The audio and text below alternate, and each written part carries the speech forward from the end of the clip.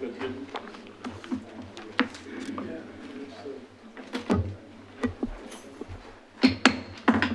evening. Good evening. There we go. I will call to order Wilsonville City Council meeting for September 16th, 2019, and request a roll call, please. Councillor West. Here. Council President Ackerval. Here. Councillor Lehan. Here. Mayor Knapp. Here. Would the audience please rise and join us in a Pledge of Allegiance?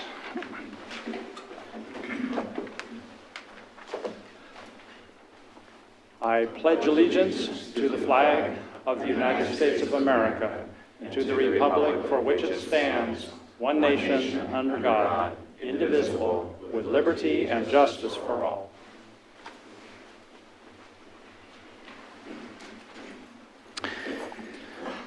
I would be open to a motion on order of agenda.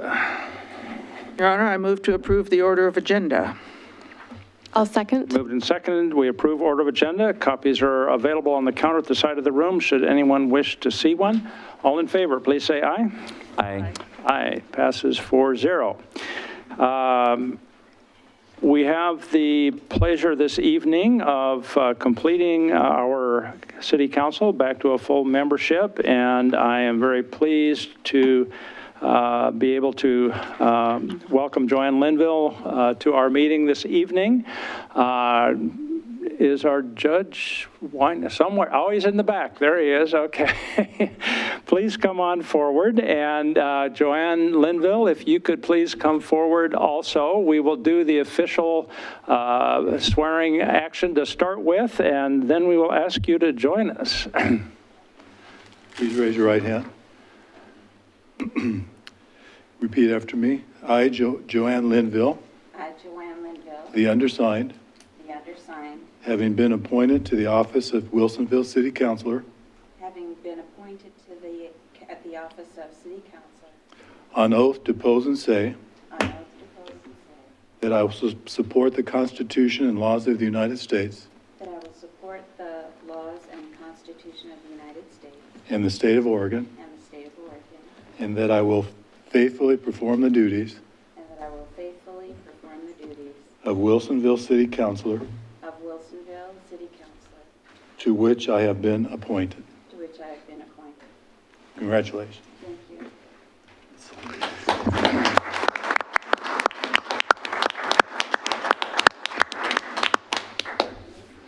Get an official signature from her here, and she will be a member of council. And there's a couple more.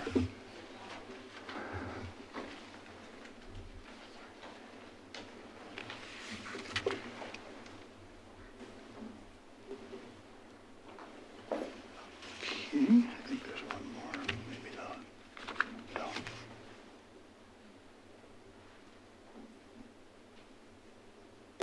All right, thank you. I guess you get to go sit up there now. Thank you, Judge.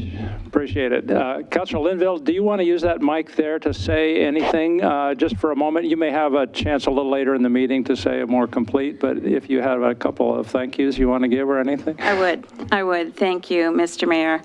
I'm really honored to be here and be in this position this evening. And I particularly wanted to thank the council for their support and for their confidence in my ability to fill the vacated seat for Susie Stevens for the next 18 months.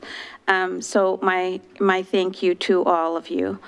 And I wanted to thank a couple of people who I would otherwise not be here. And I know that he's not going to be excited about this, but I did want to recognize Bob Harlan, because if Bob had not asked me to consider applying for this position, I can verify that I would not be here this evening.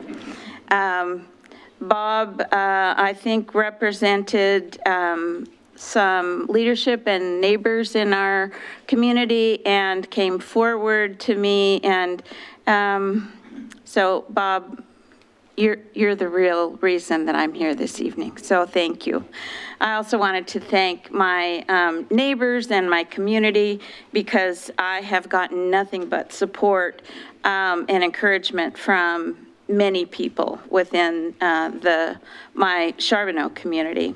And I wanted to thank my family because they were very supportive as well. They kind of said, go. So I appreciate that, and I appreciate that you're here this evening. So thank you for allowing me to just make a couple of remarks. Well, thank you very much. And we have a few light refreshments that thought we would take a couple minutes and let people socialize and say hello to you if they haven't had a chance before, or say thank you if they want to do that. So we'll take a break now if we could do that. And get a picture first? You'd like to have a picture? Oh, so I'd like to have the elected council, including Councilor Linville, up front here if we could for just a minute.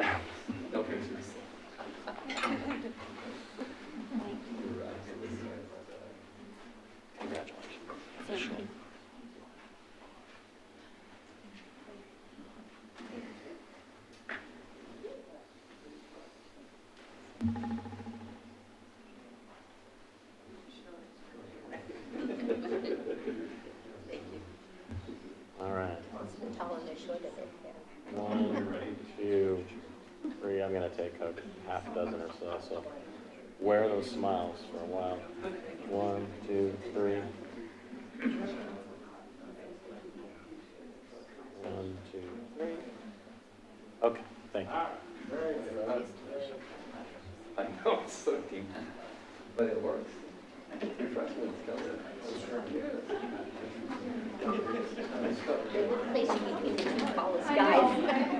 You guys are wonderful.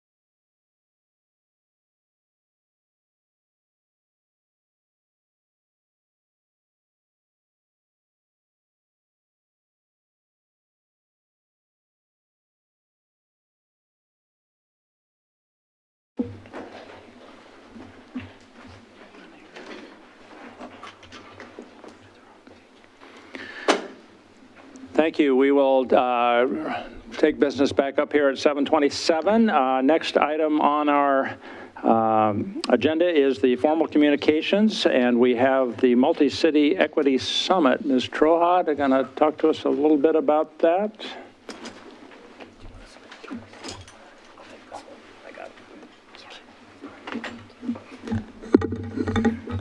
Good evening, Mayor and Council. I'm Gina Troja. I'm the Assistant City Manager, and I've got two folks with me this evening. I'll let them introduce themselves, but they're here to talk to you about a really exciting event. It's the Multi-City Equity Summit.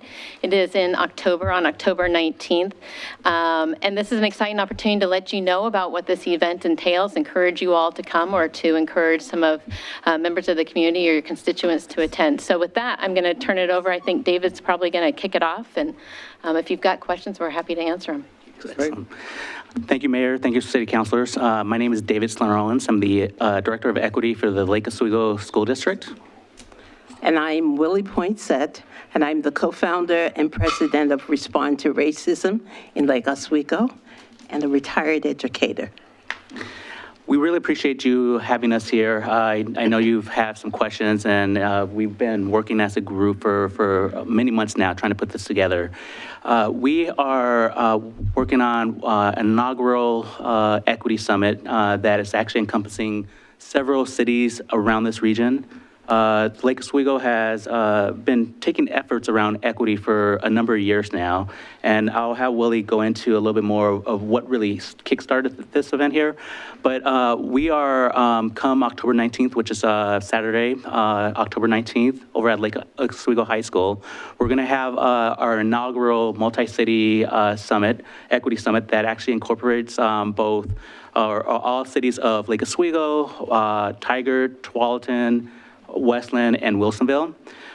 We have had several members of our community actually coming together on issues around diversity, equity, and inclusion. And we have everyone from city managers to city staff, city council members. Also, Willie is a part of one of a couple community organizations that we have within the city of Lake Oswego, as well as local LOPD and our school district, who have had several members who have joined together to really learn together more on some of the steps they can take around equity. My own position in my school district has actually been a culmination of some of the goals that this group had actually started off with a few years ago. So with that, I'll go ahead and let Willie talk more about those initial steps and efforts, and then I'll talk more about the summit itself. Well, it wasn't that long ago.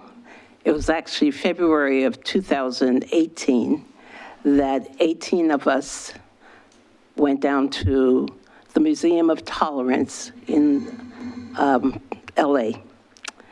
This trip was put together by at that time, Chief of Police, and he brought together quite a group. There was a city manager, assistant city manager, the chief of police, the assistant chief, and a couple of other officers, the superintendent of schools, her immediate administrative staff, some principals, city councilors, I think I mentioned, school board members, and one community person. I was that person. I didn't know what I was walking into, but I knew that we were going down to the Museum of Tolerance, and we went to see the exhibits there. First day was about the Holocaust, and then we went the second day into civil rights and some of those things that day. We couldn't see everything there, but we had workshops. And one of the things that happened with the training was that we, as a group, needed to go back home and do something. And out of that, we raised the issue of racism because, as you know, Oregon has an ugly history in terms of racism. And there's institutional racism, there's overt racism, there's little things that happen. And so the people in Lake Oswego then said, let's talk about this. Let's see what we can do differently and bring all of these voices together. That was the beginning of a discussion. And then David was tapped on the shoulder and elected to be the person when we said, let's have a city-wide summit. And we started off with one city, and then we added others and added others, and it's been a collaborative effort. I can tell you that my group is talking about Respond for Racism, but we work hand in hand with I Love, the LO for Love, which is another group made up of moms that started out because there were no books, multicultural books in the library for the students, and they raised money to put books in the library so we could have the reading. So there are little things. I meet with the chief of police. I've met with the chief of the firefighters. I've been involved with the library, the city manager, the school district, serve on the district-wide diversity, equity, inclusion. So we've all come together. We're all working for the same purpose. And so it's a great model to see how city government, schools, and the community can work together. And this summit will have some of the workshops and opportunities for you to learn more about it and maybe take it on. Thank you, Willie. Yeah, this is going to be a wonderful opportunity for many individuals and organizations to actually collectively come together. We are planning on having a number of breakout sessions that whether you're new to this work or whether this is work that you are well established in, it's going to be a learning opportunity for all, and really an opportunity for folks to come together and create some goals around what it is that we need to do to take those steps to move forward. The work we're doing, it's amazing stuff that honestly, we haven't had an opportunity to really collaborate on all levels with until now. And we have a lot of great things happening, not just in LO, but really in all our respective cities around this region here, that those efforts are being seen, and we're hoping that as we come together on some of these ideas and collaborating on the goals that we're looking for, we'll be able to share some of those ideas moving forward. And we hope that you would be willing participants in this as well. It's an all-day experience. We do have a number of breakout sessions both in the morning and the afternoon. We'll be collaborating with each of our individual cities and later in the afternoon, and we have some wonderful fine speakers in both Dr. Marvin Lin, who is the Dean of Education over at PSU, and also Emmett Weefall, who is works for the Clackamas County. And so they're gonna be really helping us to shape that day, and our efforts are gonna go out and really move forward with the work that we're doing. Each city has had city management that's actually come and participated within these committee meetings. We've also had a number of cities and school districts who donated and pledged money for the summit. We're hoping that this is going to be a first of many. And any summits that come after this, our hope is that they'll rotate within our cities and they'll just become better and grow with the number of cities that do want to participate on this. With that, if you have any questions, I'm more than happy to answer any comments or whatnot. So I have, I'm going to pass this out to the council and you have an opportunity to ask these folks questions, but this is a kind of save the date. It's got all the information about how to register for it. I have a number of these in my office. We've got some in the back of the room for anybody in the audience who is interested in these.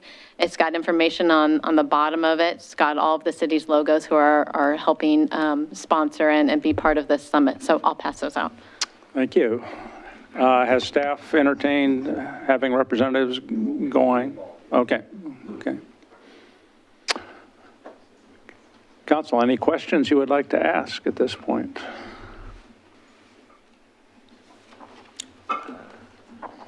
Councilor Lehan? Well, I just wondered, I know this is contemporary, but I presume that you will also have some historical basis of things across culturally and I work on a lot of history issues, and we're always asking, who wrote the history and whose story did we not tell?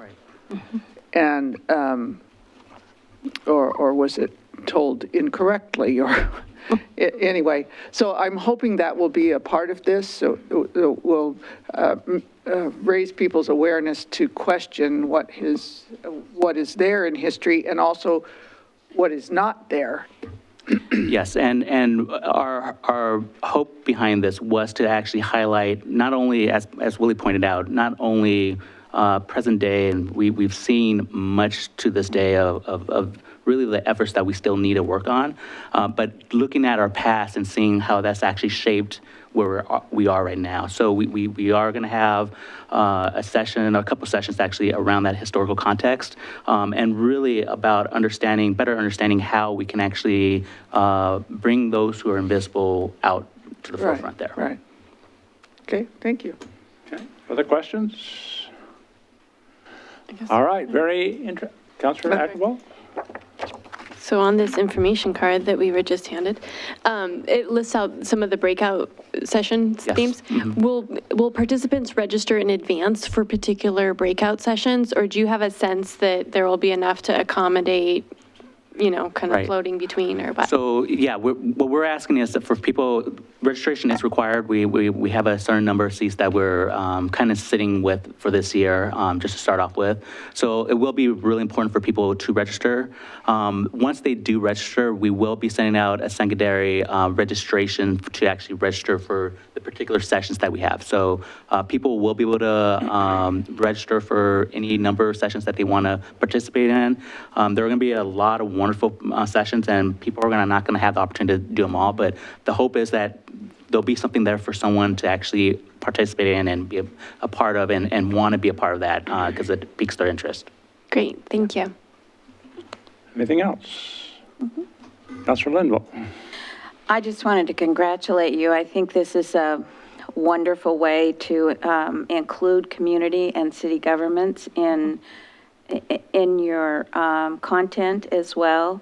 And so I look forward to participating as well. Thank So you. congratulations and good work, hard work. Hard work, but Yes, thank you. Councilor West? This is a huge topic. My mic went off. There we go. This is a really big topic, and it's one that we are having a lot in my own home right now.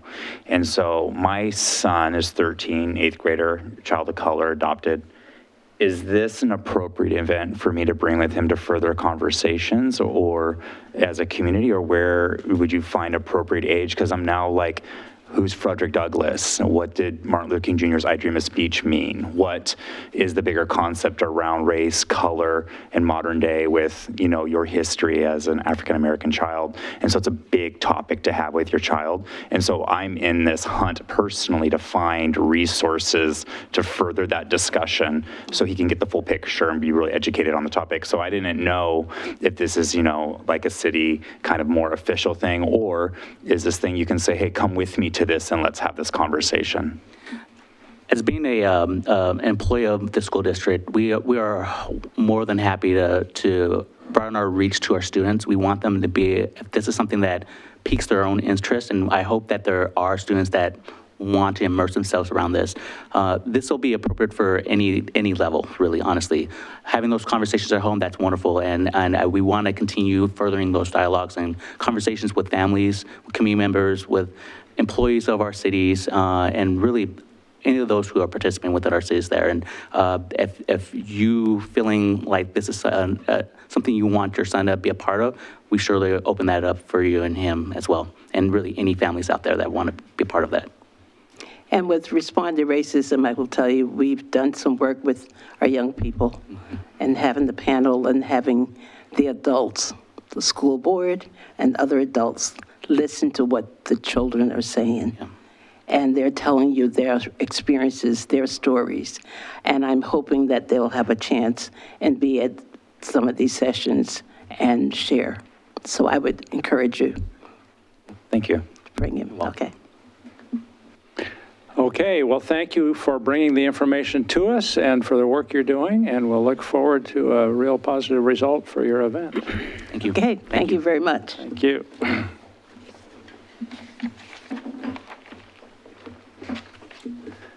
That then brings us to our citizen input and community announcements section, which is an opportunity for visitors to address council on things that are not on the agenda. Also a time to address things that are on the agenda but not scheduled for public hearing. Staff and council will make every effort to respond to questions raised during this part of the meeting, either as soon as we can tonight or as early as possible thereafter. We do ask you to limit your comments to 3 minutes. I have a variety of speaker cards in front of me. If there's anyone that has not turned in a speaker card and would like to speak in this section, please complete the card and pass it forward to the city recorder, and we'll give you a chance to do so. I'm kind of divided these up by topic, and I think I've basically got it covered. So I'd like to invite Pat Wolfram to come forward first of all.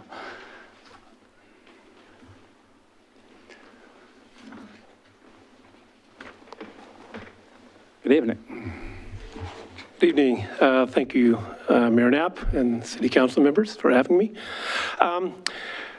I'm this year's president of the Rotary Club of Wilsonville. If you went to our summer concerts, you heard me talking about raising money for polio and letting you know a little bit about Rotary. I'm here to talk to you a little bit about what Rotary does, and we have an event we have coming up. Rotary is geared to promote world peace and to provide humanitarian services where it's needed most. Almost everything we do can be grounded in one of those two things. At an international scale, we have a program, it's called the Rotary Friendship Exchange, where we host international Rotarians and they host us. We learn about their cultures, we learn about their lives, and we become better world citizens. On October 9th at 5 o'clock, we are hosting a Sri Lankan group, and we'd like to invite all of you to join us. We're going to have a little tour of the World of Speed, and we'll have get together some short presentations they'll share with us. They've been visiting Oregon for 8 days, and we will have them here in Wilsonville for 2 days. We'll culminate with that event. We think it's important. This world needs more awareness of other cultures, and world peace is built one friendship, one handshake at a time. You need to meet people, and we'd like you to be there. We'd like you to help represent the city of Wilsonville and welcome them. So I sent some emails to some of you. I have some follow-up to do to get it to all of you. It is October 9th at the World of Speed at 5 o'clock. If you want to just be there to socialize, you can show up at 6, but 5 o'clock is when they're going to take us on the tour, and you can see all of the World of Speed things. Is it a pre-registration event? No, it's a private gig. It's when you rent the outfit there, they have a facility for 50 guests. So we can't open it up too much, but we do want to know who's coming so we know how many meals to pay for. So people need to respond to you in advance? Yeah. Yep. Okay. Very good. Thank you. Okay. Thank you. Different topic. Mr. John Swiskey. Yes, Mayor. May I defer my presentation? First of all, this is on TV and nobody can hear you. They just see a man there gesturing because you're not at a microphone. So it would be helpful if you would. May I defer my, can you hear me? Yeah. May I defer my presentation allow one of our other neighbors in the association to speak first? Is that okay? It's a little unusual. I only have one other person from your neighborhood listed here. And that Jeff is? Screen. Yes. May he speak first if it's okay with the council? I guess that would be all right. Okay, thank you so much. I sincerely appreciate it. Yeah. Okay. Thanks, John. I'm Jeff Screen from Wilsonville, Meadows area specifically. I was here along with some of my neighbors about 2 months ago. We are here again to address the parking concerns that we have in our neighborhood. So in short, the big picture problem is that our neighborhood, specifically the southern end of Meadows Loop and Meadows Court, has become overflow parking for 2 major apartment complexes and the high school during the daytime. So this has affected our neighborhood from the standpoint of safety and livability. And specifically, what I wanted to do tonight was to address some line of sight issues about the area that we live. So I have some photographs here.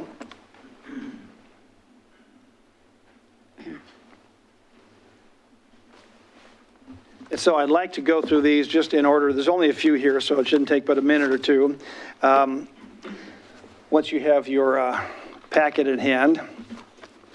So the problem we have is twofold. We have high school parking during the daytime, and we have apartment residents that will park in our cul-de-sac in the evenings, which makes it difficult to navigate, especially when they park on both sides of the entrance to the cul-de-sac. So if everyone has their photos handy, the first one you'll see was taken from the driver's seat out the passenger window of a vehicle parked as I'm exiting Meadows Court. So you can see the vehicle there. It's parked in such a way that right up to the edge, because there's no reason, no law, no sign prohibiting them. So in order to see around this vehicle, you have to be completely in the middle of Meadows Loop to be able to see who's coming from the right. That means your car is completely exposed. And the problem with that is that we don't have the right-of-way in that position. So if we got hit, a car coming from either direction, it would technically be our fault because we are blocking the road. The next photo shows the same vehicle on a different day. Actually, this vehicle was parked there 3 days in a row. Same problem there. And then the third photo here, this Chateau camper, this parking job kind of defies common sense. Not only is it blocking our visibility, but it's 4 feet into the entrance to the cul-de-sac as we're trying to get around. So you can tell anyone trying to leave has no way of seeing what's coming from the right. So we were requesting no parking from the edge of the corner there. You can barely see the curb, about one residence up, roughly 50 feet, no parking, so we have line of sight access to see on going to the right as well as going to the left, which the next photo shows isn't as bad, but it still gives us a little bit of a problem because you're looking to the left and you're looking to the right and you're trying to get into the middle of the street safely. The road also curves in both directions. From the right it curves as well as from the left, making it, giving us even less time to see who's coming when we are trying to leave. Is that my time? Yes, sir. Can I say any more? Keep it real quick. Real quick. The next photo shows the corner of Meadows Parkway and Meadows Loop. There's a buffer of about 50 feet in either direction. This is what we're requesting at the edge of our cul-de-sac so that we have room again to navigate safely. I'll save the rest of the photos for another time. All right, sir. Thank you very much. Mr. Whiskey, are you now ready to speak? Sure, thank you. Okay, well said, Jeff, Council.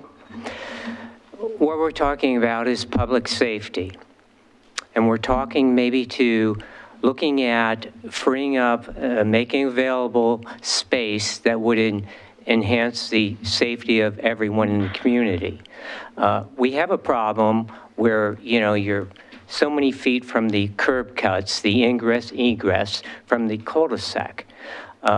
There's nothing wrong with individuals in this country, you know, making ins and outs. But when there's certain vehicles obstructing the immediate corner of that in-out egress, it does become a problem for everyone. UPS, mail, and even the students, when they, you know, they deserve to park, so they'll come in, they'll do a loop-de-loo through the cul-de-sac, which, hey, they're entitled to. But again, if they don't have that safety clearance within that designated area, well, they're prone, or there could be an incident where they're also at risk. So it's not only the students, UPS, but if we could allow, if not already considered, to maybe make a modification to the parking allowance in that area, that would be great. I think it would serve everyone's benefit and everyone's safety. That's what I have to say, and I'd like to thank you very much this evening for Thank you. everything. Oh, and one other thing, Councilman Ackerville, she responded to my email, as well as everyone probably do a drive-by through the area. And once again, though, you do have the loop, you do have the center lane, and school buses coming down there, so they all have to be aware, because there's not enough space through the entire, loop. But my key of it is that there has to be an allowable amount of space for everyone to have easy ingress, egress, and to be careful with the curb cuts. So it would help everyone. So, thanks. Thank you. Everyone have a good evening. Mr. Cosgrove, seems to me like, if I remember correctly, sight lines for safety on roads is an engineering question, and we have a whole book of standards for that, and staff applies those. I can give you an update on what we've done so far if you'd like. Okay, if you got information, yeah. I do. It's going to take longer than 3 minutes, but I'm happy to provide it. So let me just tell you that we've heard a lot of concerns from the neighbors. So we've taken all those concerns and we've put time, effort, and staff energy into each one of the concerns. So with no particular order of importance, I'm just going to go down the list here. We heard concerns about the fire hydrant and that there were people parking in front of the fire hydrant. And the way that fire hydrant is set back, it's set back from the property line probably 15 feet, so it does make it hard to see. So we did do some clearing of some weeds in there or some bushes, and we also installed signs on both sides of the parking, both sides of the fire hydrant. So we haven't observed any cars parking in front of that fire hydrant since we've installed those signs. It's not to say that they haven't, but we haven't observed any. Our code enforcement officer and police department patrol that neighborhood multiple times per week. So we have eyes on that situation. There was a concern expressed about fire trucks, so we contacted TVF&R. They conducted 2 separate drive-throughs, inspections of Meadow Loop and Meadows Court, in an effort to identify any potential obstacles that could hinder the proper placement of any fire suppression apparatus. The inspections occurred during peak volume times. The first inspection occurred on the weekend to observe the area when the apartment volume would be at its highest. The other inspection occurred during school hours on a weekday to observe the area when student parking volume would be at its highest.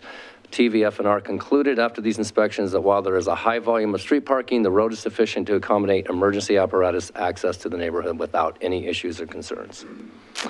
Like I said, we do have police folks and my code enforcement officer patrolling that, looking for parking violations. Our preference is to, write warnings. We're not looking to ding people, but if we have somebody who's just, willfully disobeying multiple, we'll address that as we need to. Due to the unique parking demands at the intersection of Meadows Loop and Meadows Court, one of the issues we've heard tonight is being looked at. There is an ORS regulation, if you don't know it, you should, that you cannot park within 20 feet of an intersection. That allows for that clear vision in each direction. So one of the things we're looking at is, since we don't have city code on that, we can still impose ORS. Maybe include some signage in that, but I want to run that through the engineering department and public works to get their feedback first. So we are looking into that. We're cognizant of that concern, and we will take that seriously. Lastly, we heard concerns about speeding, and we did 2 full weeks, so 2 5-day increments, one before school started and one after. Interestingly, the speed is higher when school is out, but the posted speed in any residential neighborhood is 25. The average speed during the non-school hours was 15.87 miles, and the 85th percentile was 20.48 miles per hour. Well under the posted speed. Having driven through that neighborhood with cars parked on both sides, I can tell you that the cars parked on both sides serve as a very cool traffic calming device. It's what the street was designed for. It's 2 feet wider than a residential street. It allows for and accommodates parking on both sides. It's doing its job. It's calming the traffic in the neighborhood. During the school hours, that speed for that 5-day study, the average speed was 14.2 and the 85th percentile was 19.27. Again, well under the posted speed. So we've done a lot on this. We'll continue to work with the neighbors to address their concerns. I do believe that there are some issues with that cul-de-sac and clear vision, so we'll continue to keep them appraised of that. I have some extra copies of this report. I'd be happy to hand Mr. Screen and the other gentleman I spoke to earlier. I'll get you some copies and a couple extra for your neighbors if you want those. So that's what we've done. We'll continue to work with them. All right, sounds good. Thank you very much. Councilor Lehan? Well, I wanted to ask the city manager, but now he's leaving, so.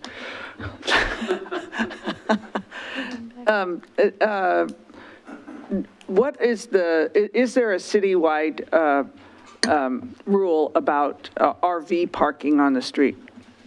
For My understanding- on residential streets? Yes. Are you allowed to, or for how long can you, or whatever? So I don't know the exact specifications, but Yeah. you can't leave it overnight. You can leave it on the street long enough to pack it or unpack it. I don't have the specific. But I thought that was 24 hours or 48 hours or I think it is 24 hours, but I don't want to, I don't want to bet money on it. Yeah. Anyway, okay, but we do have a rule about We it. have a rule about RVs, yes. Okay. Councilor West? To add to that, it's regardless, the vehicle can't hang beyond the corner. Is that correct? In front of that picture, it was hanging. That's Yeah, not allowed. That was a clear violation. Okay. So that would be one where if somebody called the non-emergency number and reported that, obviously, if a police officer, if it's 8 to 5, Monday through Friday, we could have Holt go out and issue a citation. Police officers are dealing with multiple calls, so that would be prioritized accordingly. But that would be a clear violation of the ORS, but it's not posted. So I want to make it clear to people. Again, we're not looking to ding people. People are working hard. We don't want their money. We want them to comply with the city ordinances. So we'll figure out a way to post that in a way that's respectful of the neighbors' concerns and meets ORS or city code. And then I have a question too regarding this for you too. So when I visit Seattle, I don't know if this is the same thing or this would apply, and they do it for egresses for visibility of sightlines, but often you have from the corner or where there's a stop sign that's like 10 or 20 feet in Seattle, you can't park. Because I'm guessing, I don't know if this is like a different type of city planning thing, that's why I'm asking you, if that's common in some cities to give that space off of a curb, and it's all over in this like Capitol Hill, downtown Seattle, all over the place. It's I know we state don't see it in Portland much. It's state law. Okay. That you cannot park within 20 feet of an intersection. It's for that clear vision area. So most people don't know that. But the folks that are doing it are violating ORS, so they could be cited by a local police officer. The problem we have right now is we don't have a local ordinance on it, so we're looking at what's the best way to deal with this. So we maybe have to do some code revisions. We may have to talk to the police officer about deputizing our code enforcement officer for Monday through Friday, 8 to 5. So we're figuring out which options are going to work. Okay. I have additional speaker cards on the topic of the Aurora Airport, and so I will kind of go through these, I think, starting with Chamber CEO Kevin O'Malley.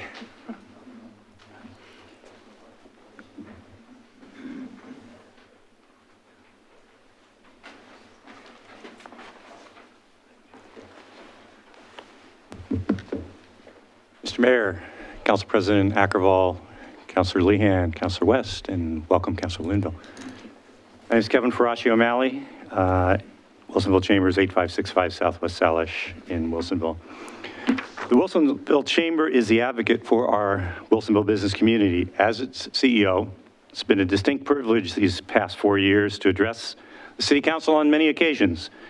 The record will show that we have always been highly supportive and complimentary of our city, even when occasionally we have been on opposing sides of an issue. It is therefore very unfortunate that we come before you tonight, deeply concerned by our city of Wilsonville's lack of process. The agenda item this evening on the Aurora Airport does not measure up to any reasonable standard of how Wilsonville businesses, who are your constituents, expect their city government to provide a robust, transparent, inclusive public process. It is reasonable to assume that City Council has been discussing this agenda item for weeks or perhaps months. Yet today is the first time this item has been on the agenda. We learned about this agenda item at the close of business on Friday.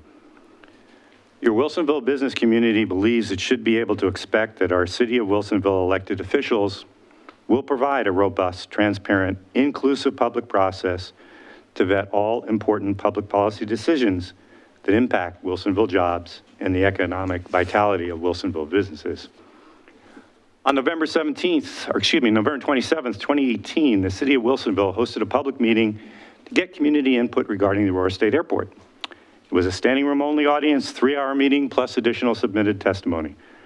While there were, of course, varying perspectives shared, it is important to note that comments in support of the Aurora Airport were more than 2-to-1 in favor versus opposed.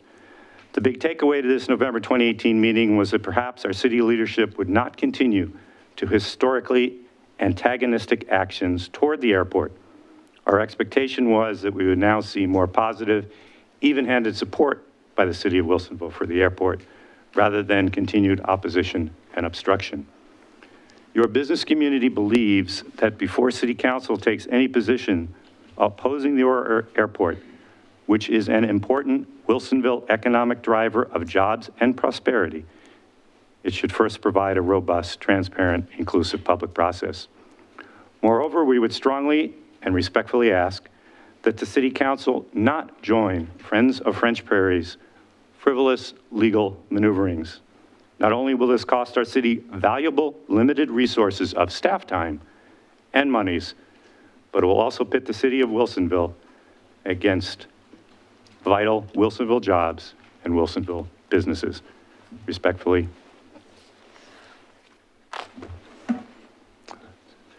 Thank you. Mr. Joseph Schaefer, please.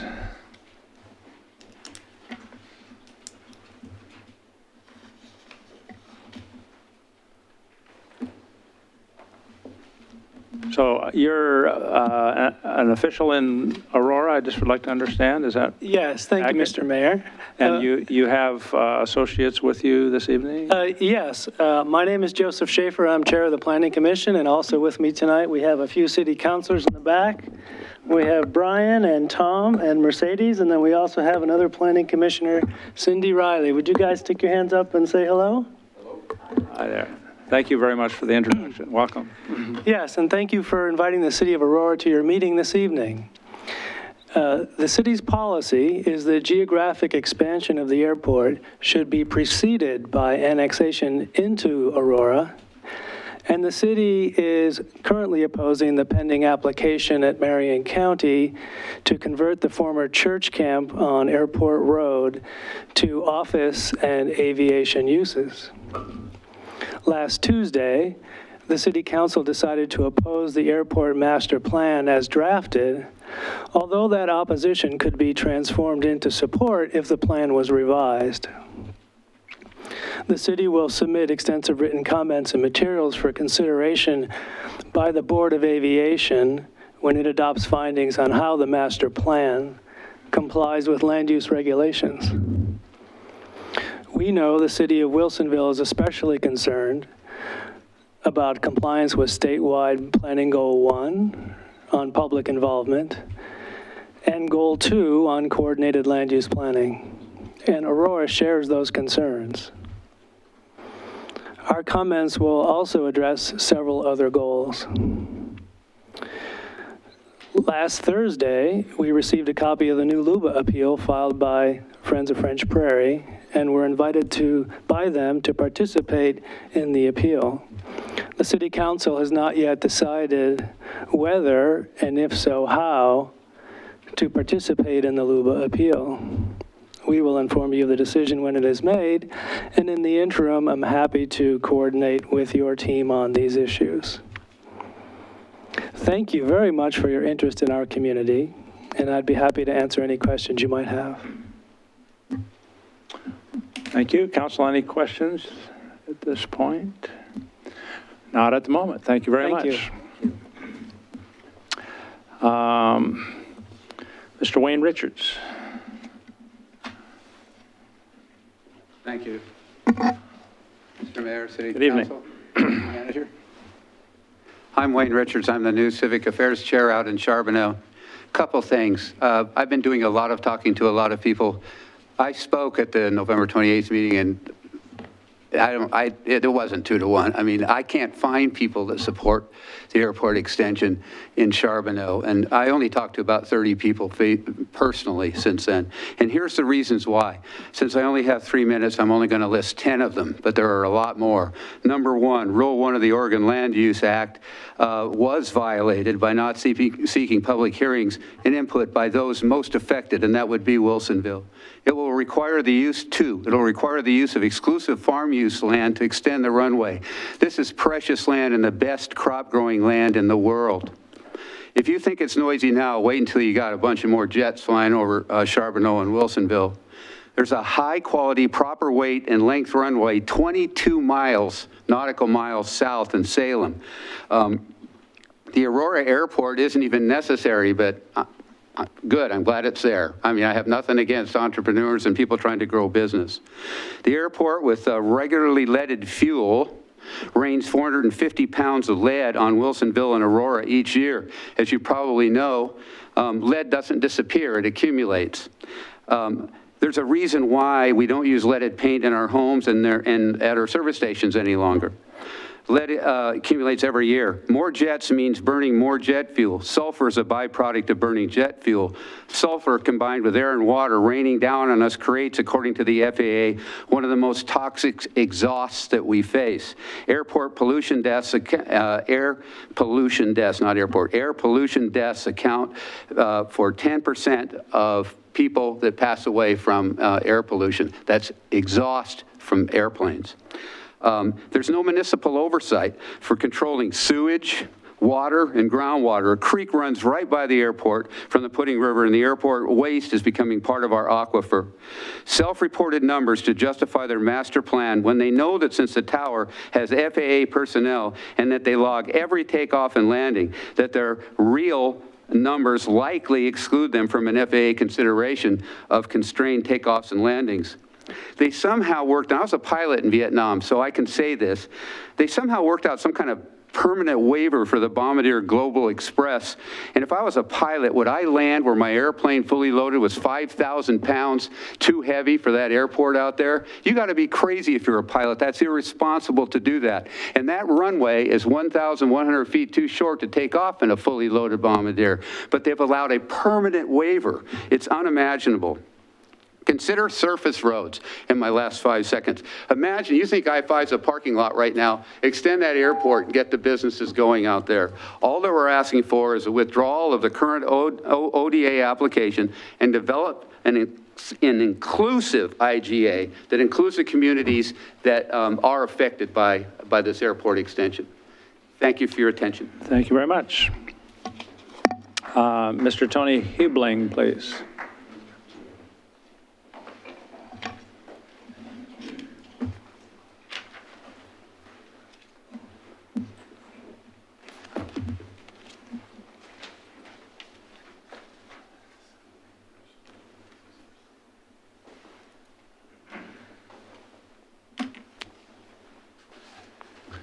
Good evening. Good evening, Mayor and City Councilors. I'm Tony Helbling, presenting comments from President Bruce Bennett of the Aurora Airport Improvement Association. Our address is on file. Thanks for the opportunity to offer input on whether the City of Wilsonville should, 1, offer comment to ODA's upcoming September 24th hearing, and 2, whether the City of Wilsonville should join the Friends of French Prairie in appealing the ODA Director's letter to the Land Use Board of Appeals. The city should offer positive comments to ODA. It is well within the rights of the city to do so. However, we would hope that the city would accurately report the airport's value and the importance of the city's business community. The city should support the airport in its existing ODA approved master plan, which includes a 1,000-foot runway extension to the south within the existing airport boundary. The boundary is acknowledged by LCDC in the Marion County Comprehensive Plan. As expressed in the Oregon Aviation Plan, Aurora Airport fosters over 2,600 jobs in and around the airport. It is responsible for a total direct payroll of over $72 million and an indirect payroll of over $53 million, with a total payroll equaling over $125 million. It has a total annual sales output over $500 million and provides other important benefits in and around the airport, including to the City of Wilsonville. All of these are jeopardized if the airport is unable to realize key necessary infrastructure essential to support the aircraft that currently use the airport.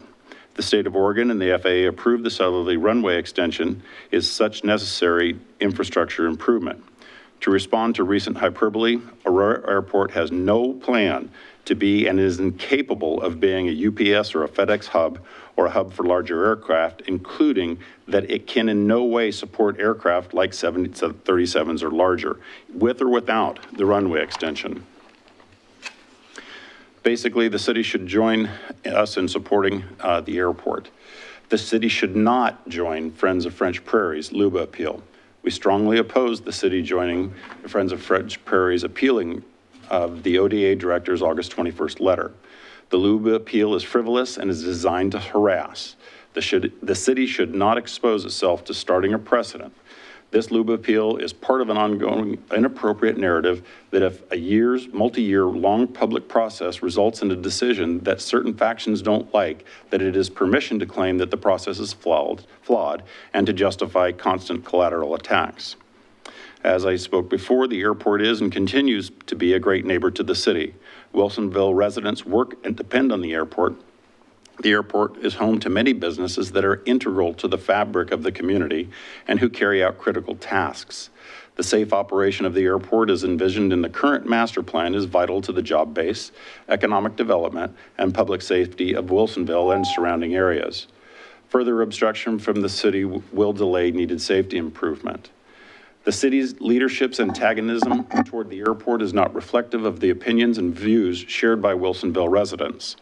Residents understand how important the airport is to the community. The city's public hearing on the airport in November 2018 showed widespread community support for the airport against a backdrop of limited but vocal opposition.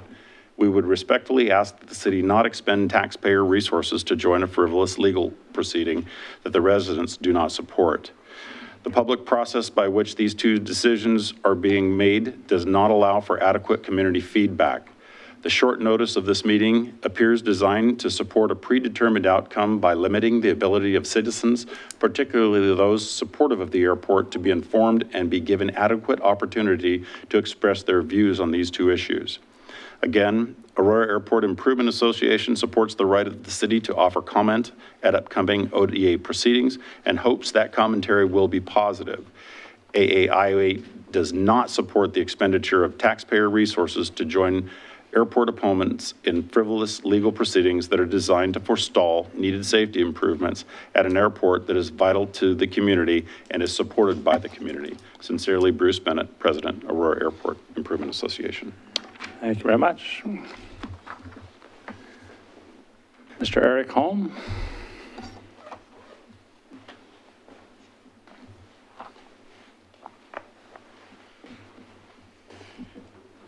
Good evening, Mayor, council members. Thank you for having an open session for public comment. I am Eric Holm, 8301 Southwest Lafayette Way in Wilsonville, and I'm here to support the city investigating carefully and making its best judgment known in the issue over Aurora Airport. I've attended the city forum and also 2 informative sessions at the Aurora Airport, which I appreciate very much. This is the first time I've spoken publicly, and I just have a couple of things to comment on. To me, this is not about liking or not liking airports. It's not about supporting or not supporting expansion. It's not about supporting or not supporting economic development or the business community. To me, the concern is about the integrity of Oregon's land use planning process.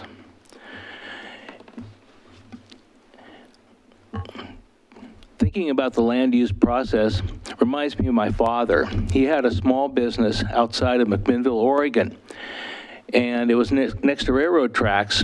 When he wanted to retire in the late 1980s and sell his property, he found out that it had been misrepresented in the land use planning process, and he didn't have the right kind of designation to sell his property. The local council commission said that he needed to go to the legislature. And so my dad did. He was a quiet man himself, but he had his local senator help him with a one-paragraph law, lobbied in the halls of Salem, and he got that one-paragraph bill published, and then he was very proud to have it signed by the governor and others and hanging in his office. My dad believed that to do anything, you need to do it right.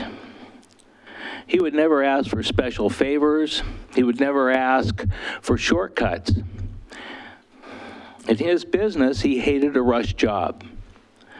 And that's what I see happening with the Aurora Airport expansion. I've lived in this community 13 years, and I like having an airport close at hand, but I don't like it being rushed through and not supporting the full measure of Oregon's land use laws. Thank you. Thank you very much. Mr. Ted Millar, please.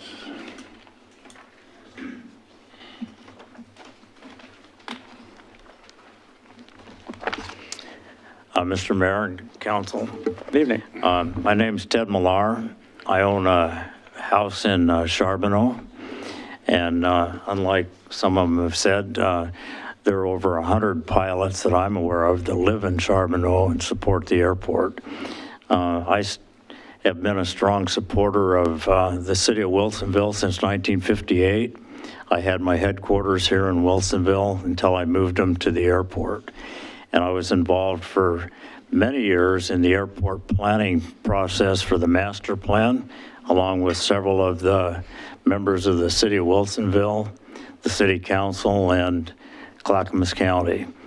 And when the master plan was approved, a lot of those objectors didn't like the outcome, so they said it wasn't a transparent process. But I can assure you, with all the meetings I attended for over 3 or 4 years, it was very open, and the city of Wilsonville had their chance to participate.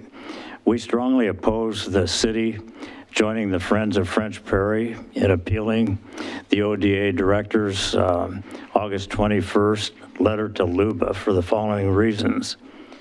The airport is home to many businesses that are integral to the fabric of our community and who carry out critical tasks. The safe operation of the airport, as envisioned in the current approved master plan, is vital to the job base, economic development, and the public safety of Wilsonville and the surrounding areas. Further objections forestall the needed safety improvements at an airport that is vital to the community and is supported by the community. So I encourage you to not join the Friends of French Prairie in their appeal. Thank you. Thank you. Bill Wallace. I have a letter I'd like to just leave with you. It's a lot more detailed, but I didn't want to take that. That's fine. The city recorder can take those and we'll get them.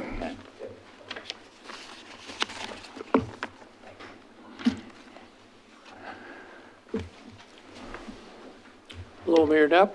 Good evening. And councilors, my name is Bill Wallace. I live in Charbonneau. I'm also a recent move, I made a recent move to Oregon, and so coming in 2016, I was a little bit surprised of what the airport was all about, what kind of process it had gone through or not gone through, which looking at the litany of what people have documented and how this process was put together and some of the obfuscation and ducking public hearings and a whole bunch of things, it really was something I got very interested in. And let me give you a different perspective. Back in 2011, I was hired by a group of foundations, the American Society of Civil Engineers, the American Public Works Association, and the American Council of Engineering Companies to create a sustainable infrastructure rating system. It went live in 2012, and since that time, fast forward to 2019, we now have $40 billion in constructed value of projects running around 50 now which have either been awarded or in register process. And this includes a half a dozen airports, the latest one being the LaGuardia extension that's going on right now, the redevelopment of their, I think it's their new terminal. But in Oregon, they don't have airport under consideration, but they do have Tualatin Valley Water District has an approved envision process there that has won an award. I think it's a gold. Anyway, what we developed in Envision was a different way of looking at it. Think of it as LEED, but for everything else but buildings. And what we put in there was a principle is for the civil engineers to take a look at is not only do we want to do the project right, but we want to do the right project. And the right project we defined is, does this project improve the quality of life for the people who are affected by the outcome, affected by the project? And looking at this and looking at the way this thing has been handled, looking at the credits that we give for quality of life, does it improve the quality of life down in Charbonneau or in the surrounding area? It does not. It just creates more noise. It doesn't enhance public safety. We've got construction impacts. We've got reductions in mobility and access. All of the elements that me and my colleagues put in there that have survived, and now we're in Vision 3.0, are things that we would clearly avoid had we seen this come up as a possible project in this system. So I urge you to not consider anything but following what is suggested by the Friends of French Perry, but to do something about revisiting this whole notion of a master plan and do something right for this particular airport activity. Thank you. Thank you very much. Mr. Ben Williams.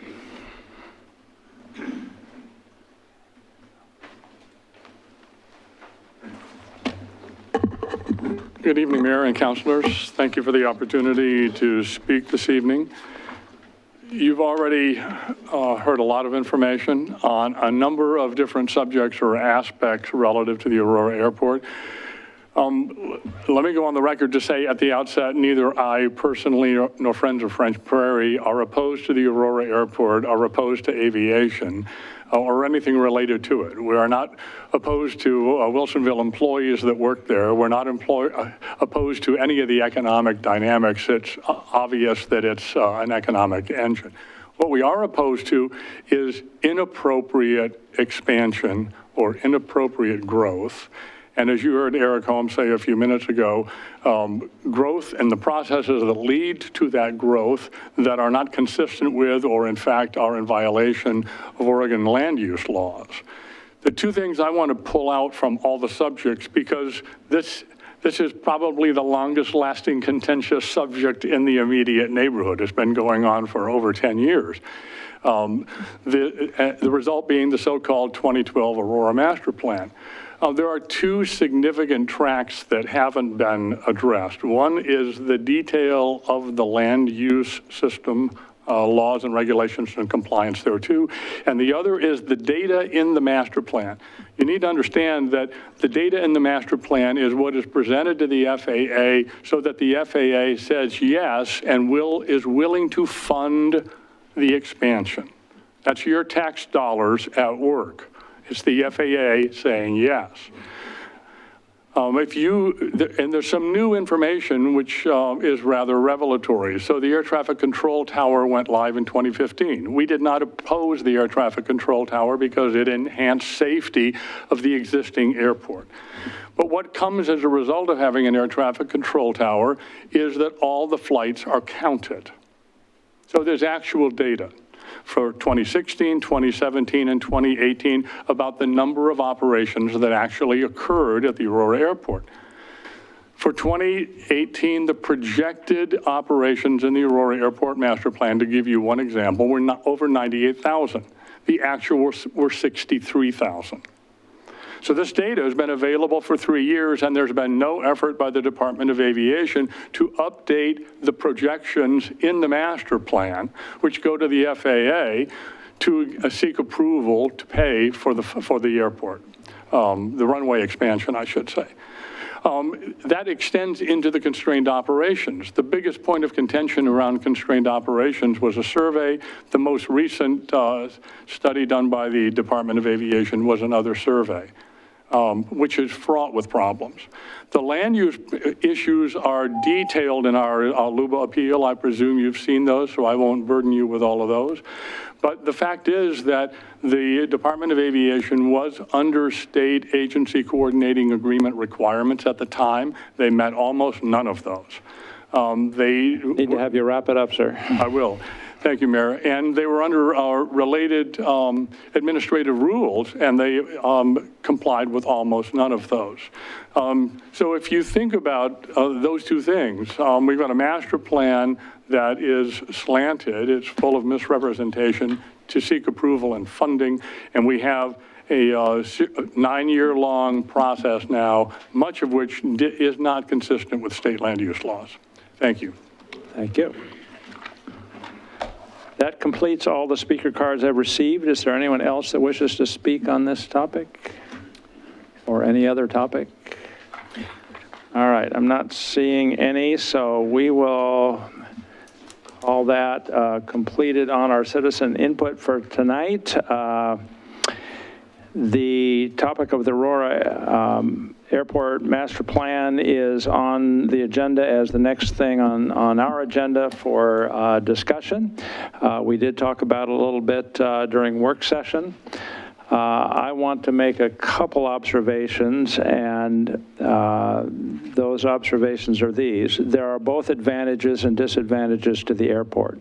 There seems to be differences of opinion about whether one outweighs the other. There seems to be concern that Oregon land use laws have not been followed in an appropriate way. That would appear to me to be a factual question, which people that specialize in that work could indicate whether or not it was true that they had been followed or true that they had not been followed in a reasonable way. There's concern that the information presented by advocates and opponents is tainted or not analytical in a believable way either. Again, it's a question of factual documentation and should not be a matter of opinion. How many aircraft flights were in or out is not a matter of opinion. It's a matter of fact, whatever that is. So with all these different uncertainties, there's a lot of contention. It seems to me that many of these things could be resolved by a legitimate process that would clarify what was true or what was accurate or what was not true or not accurate. And I know that in my time as an elected here, we have had ongoing dialogue for a long time. We have sought to be included in intergovernmental agreements that portrayed this. We were rebuffed in that attempt. We have asked for more inclusion in terms of notification, in terms of participating in some of the forums, and were not accorded that request. As such, my personal position, and I guess this is for the council as much, is I think that we need to preserve our options, preserve our ability as a city to advocate for an outcome, whatever that outcome would be, whatever, it's up to this council, in my view, to weigh what would be better for more of the citizens of our community or not. And unless we are part of the process, we can't do that. So I think we need to preserve our options to participate. Council may have broad opinions on this. And one of the statements made was that we ought to be notifying a lot more people before we brought this up. I'd like to ask Mayor, Not mayor. not Mayor. City manager. Manager Cosgrove. You were elected. And You City appointed. Attorney Jacobson, how long have we known about this upcoming item, and what have we done with that information since we became aware of it? I can only speak for me. I didn't receive any notice in my office. I believe they may have sent it to community development staff, but I didn't find out about it until Mr. Ottenod brought it to my attention. And I believe he learned of it from the Friends of French Prairie. I'm just speaking from memory here. Yeah. So literally, I had 3 days to respond to you as an elected body in terms of what do you want to do with this? We put it on the agenda. We didn't have any materials to bring to you. So Mr. O'Malley called me on Friday. I told him everything that I knew. So in terms of transparency, I don't think I could have been much more transparent than telling you what I knew. So I gave the information, as I have an agreement with Mr. O'Malley. If something with the airport comes up, I will notify you and let you know. I told him that it was going to be an executive session issue. I told him it would be on the regular agenda, and I told him we would talk about it in a work session. All three of those things have happened or will happen. So we had very little time to react. What I spoke upstairs is that our position on this hasn't changed since I've been here. I've been here a little over 9 years. We've harped on two issues. We've harped on the fact that the IGA excluded Wilsonville and Clackamas County.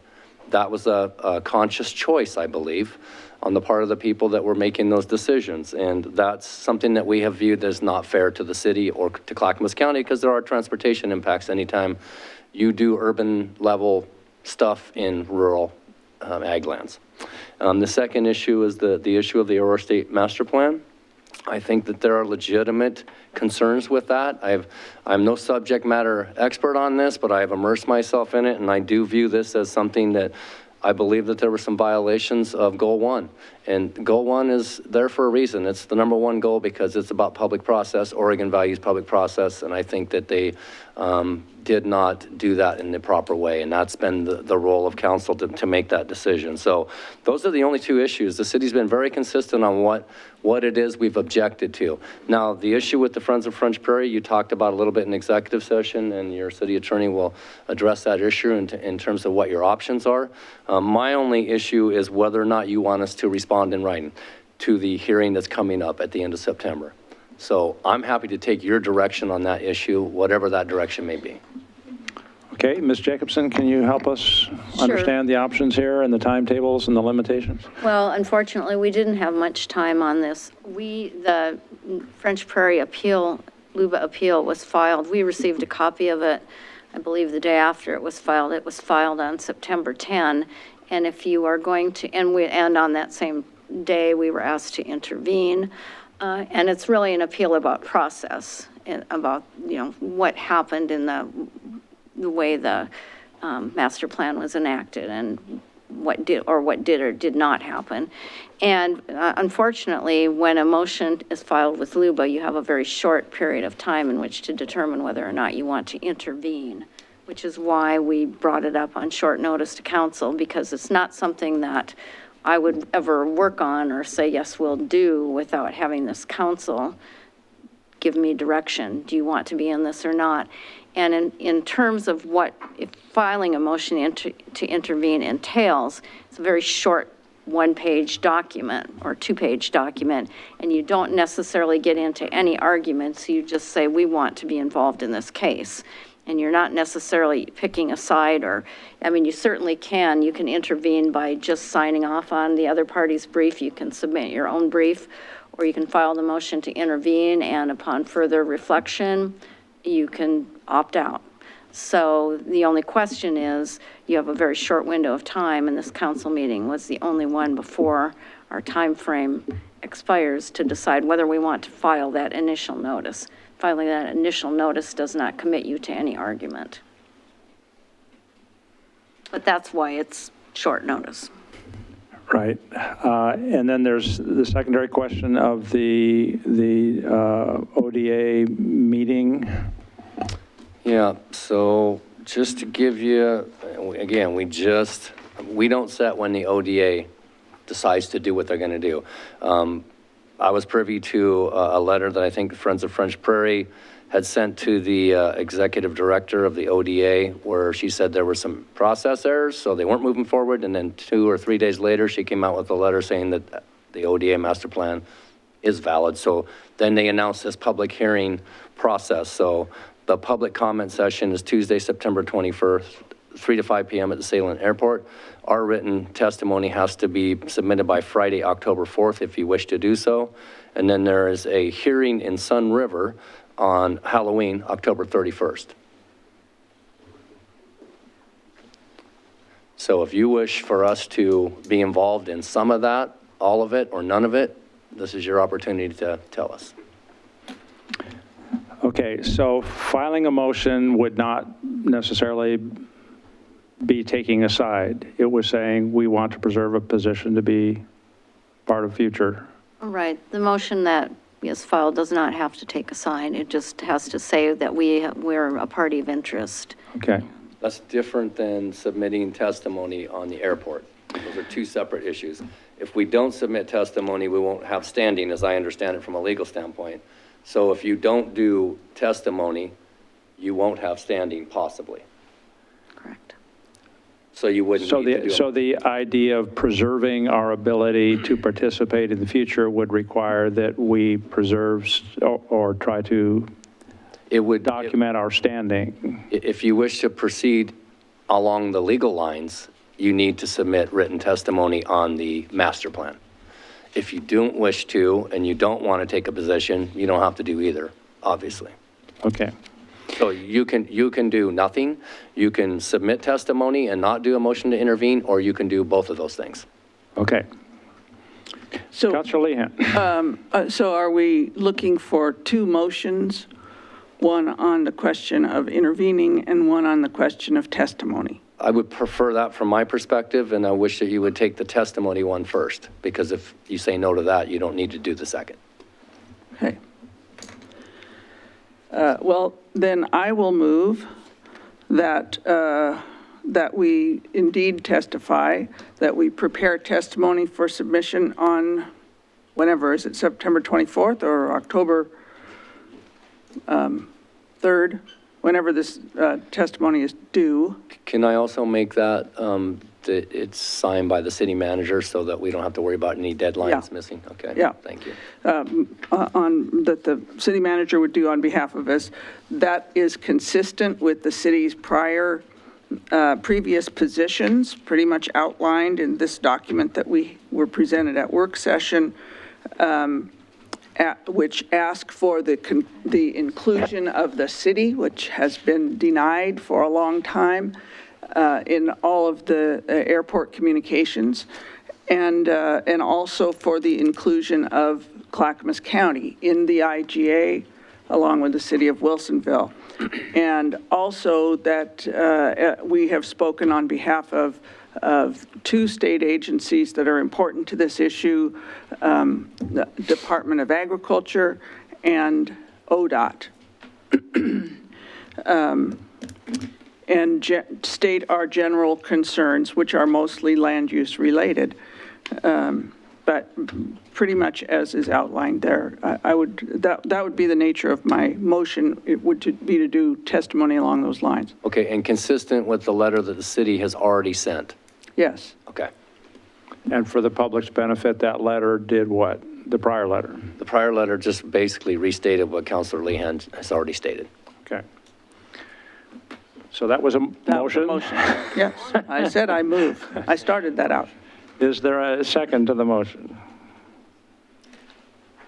Go ahead. I'll second. Okay, so there's a motion and a second. Council, would you like to have discussion on that motion? I'll have a little discussion, mostly on the land use issue.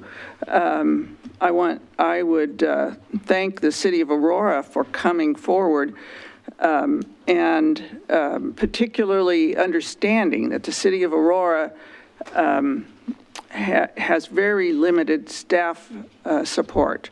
So these are volunteers who have taken their time, and they don't have the luxury that we do of a robust staff support. And I fully understand their concerns about annexation and the land use issues, because this is, as the AAIA said, is a major industrial expansion thing going on here. If there's almost 2,700 jobs and no urban services, I understand Aurora's concern, and I think their concerns need to be taken into consideration for how this proceeds in what is increasingly an urban function in a rural area. And so it's everything needs to be in its right place and have the correct services if it's going to be an urban use. So that's mostly what I was going to say about that, I think. Okay. Councilor West.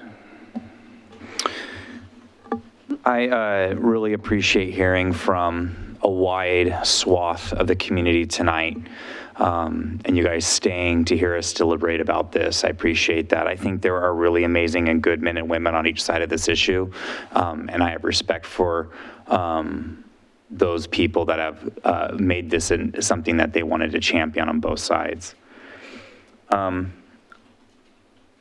I think the Aurora Airport is a gift to our community. And I look at the kind of robust city I want my son to live in the future, my grandchildren, and I think it includes the Aurora Airport. And this is a topic that we've had to deliberate. Unfortunately, I haven't had the opportunity to deliberate as long as many of you that lived in this community longer than me. But this has been an issue that's been pretty big even when we moved here in 2014, and had a lot of time to think about it. And I think there's just a little bit of perspective I would like to bring, and I may be the one dissenting voice on this council, but sometimes I think that voice is really important to hear from. And the Aurora Airport's been there a long time, before I was even born. It's older than me. It's older than Charbonneau. And the Aurora Airport runway originally was, I think, 4,100 feet. And when they originally built that airport in this, I think 76 or 75, they said, yeah, we need to build it to its current station where it's at 5,000 feet. And they did that. And then even back then they said, by 1995, we should make that 6,000 feet. So this is not new. This is not rushed. Public process isn't always whistle clean. Public process sometimes is gritty, because in our democracy, we have to battle out different ideas and opposing views. And I'm actually really proud of our neighbors and how we often have come together and respectfully debated a very contentious issue. I saw standing room only just before I was sworn on this council, respectful people on both sides of this issue that I respect and would love to have dinner with and to hang out with on both sides of this issue, bring their concerns to the table. And I think that's a really powerful thing that we should all be proud of. I think that in 2012, when the PAC was forming and they're having multiple meetings and they had multiple open houses, our community was heard. We may not have liked the seat at the table they gave us, but our community was heard. Whenever there's a hearing or an issue around this, Charbonneau has showed up. But I don't just represent Charbonneau. I represent the entirety of Wilsonville as a city councilor. I represent Villebois, Meadows. I represent Arbor Crossing, all the neighborhoods. We represent all those people. And there are a lot of people and businesses in our community that really do support the airport and have a different opinion. There may be a chunk of the community or neighborhood or area that overwhelmingly doesn't, but that does not speak for the entirety of the community. And I don't think it's something we should really jump into so quickly, because it's not a clear-cut decision what our community wants us to say. It's not totally clear what the people that live here are saying, are citing in one way or the other. it's not overwhelming, the mandate that we've been given. There is a history of us potentially trying to gum up the process as a city. There's a potential, and it looks like to me that we have along the way been obstructionist along the way, or subversive. So maybe that's why they didn't cut us into how they drew the map. I don't know. But we don't even have jurisdiction right now on this issue. We have no jurisdiction the way law is. I have the letter from Betty, who is the director of the AAE. And she clarifies on August 21st that the master plan submitted for Federal Aviation Administration was submitted. You look at the board, the meeting minutes, they voted on this as a board as a master plan in 2012.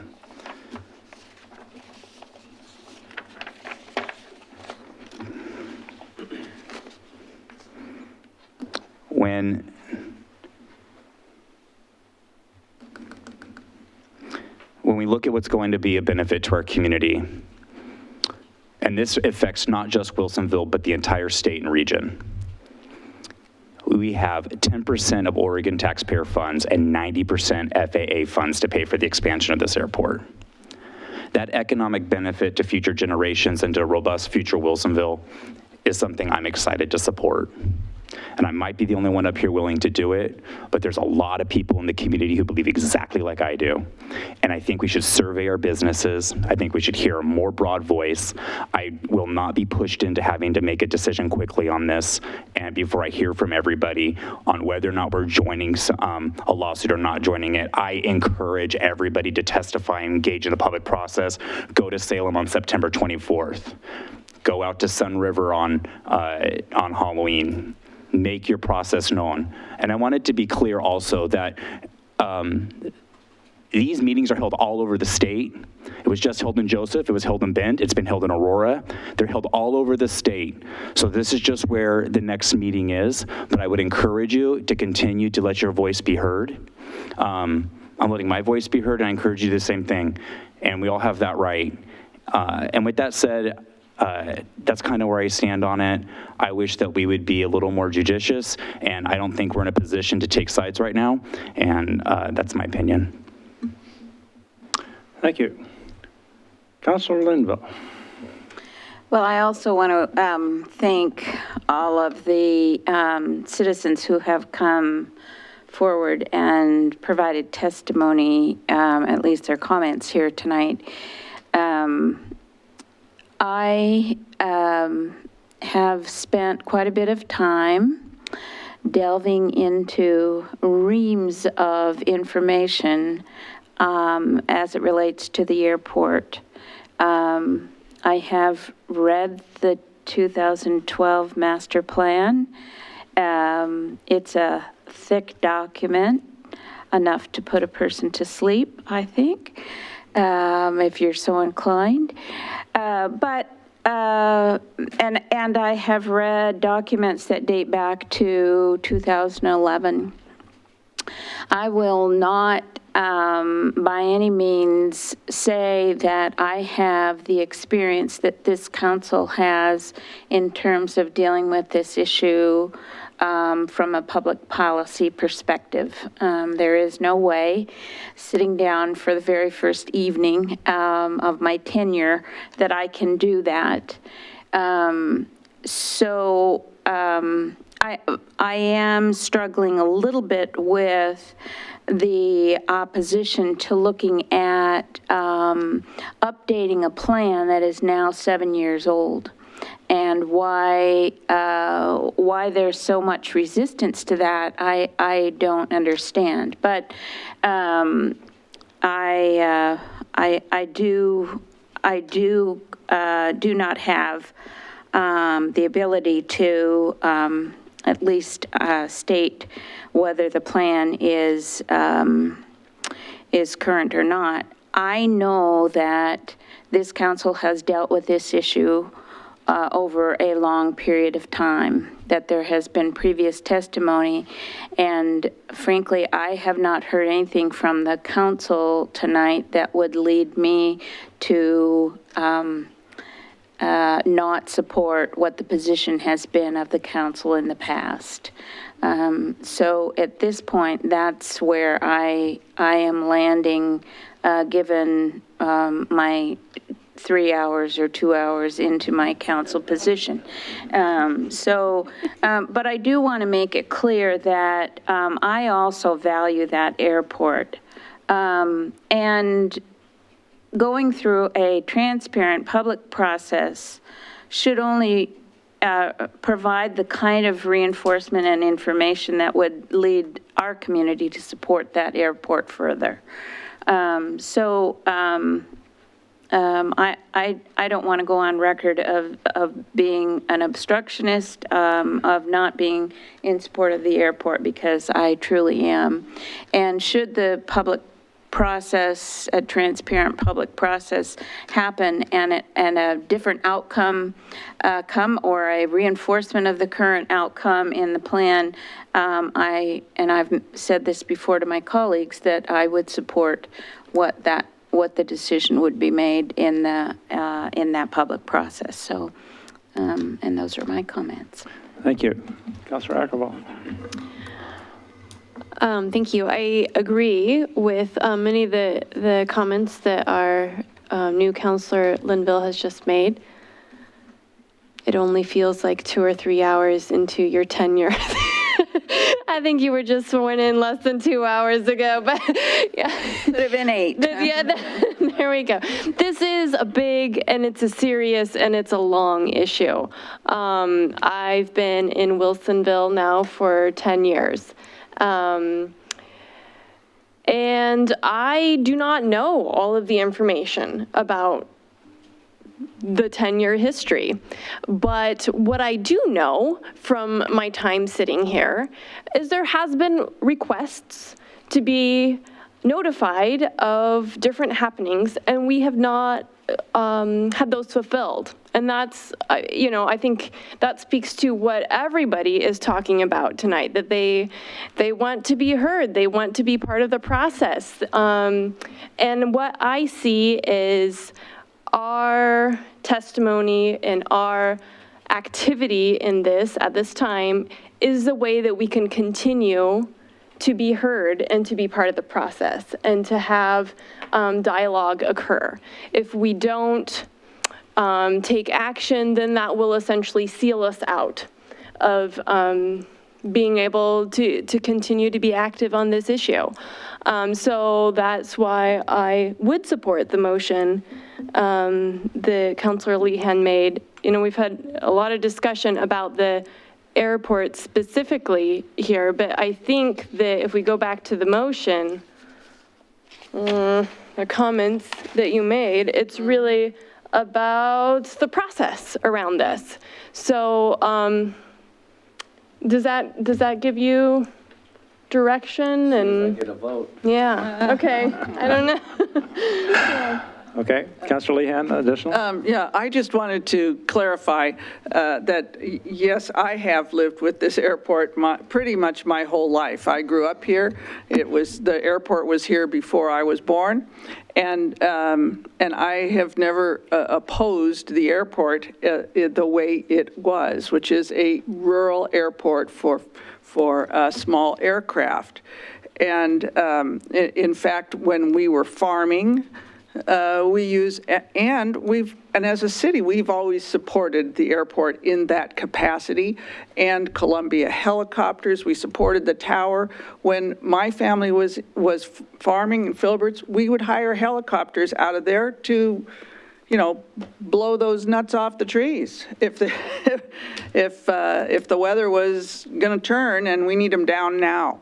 So it's not like we don't have a background in having and see the benefit of having a rural airport.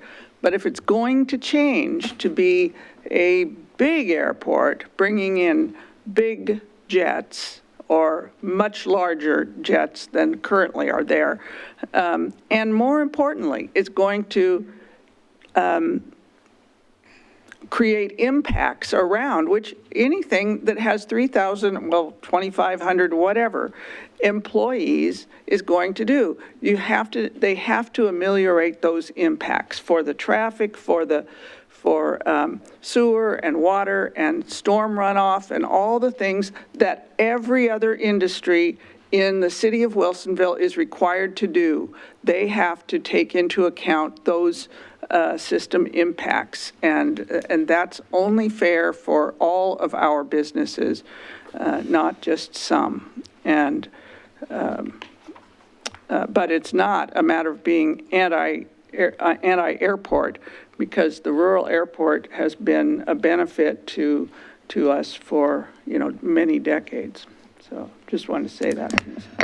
All right, I would ask the council to wind this down. This is first of two potential motions on this topic, and we're not even out of mayor's business yet, so we need to move along.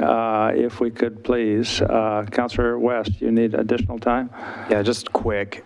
We hear the argument made, the surface streets and the impact on the community. I would make the argument also that the priority of the Boom Bridge, we would have a lot more leverage for that to actually be totally completed to the way it needs to be done if we even had the airport expanded. It would make us that much more of an economic viable hub. It would make us a much bigger state resource. And I would make the counter argument that it actually would benefit improving the Boom Bridge. And I don't think anybody's made that point. I haven't heard it, but I think it's an important point to make. And I also would encourage anybody on the council, if they have not done this, is to take the tour of the airport that I took with Representative Courtney Neron. It was incredibly informative and educational. And if you haven't taken the tour, I don't know, Joanna, if you've had that opportunity, I'm sure that they would love to show you the planes and exactly what the payload would be, the type of planes landing, the type of fuel they actually use. They talk to you about the different, how jets get quieter now, the modernization of the jets, how the eco-friendly they've become.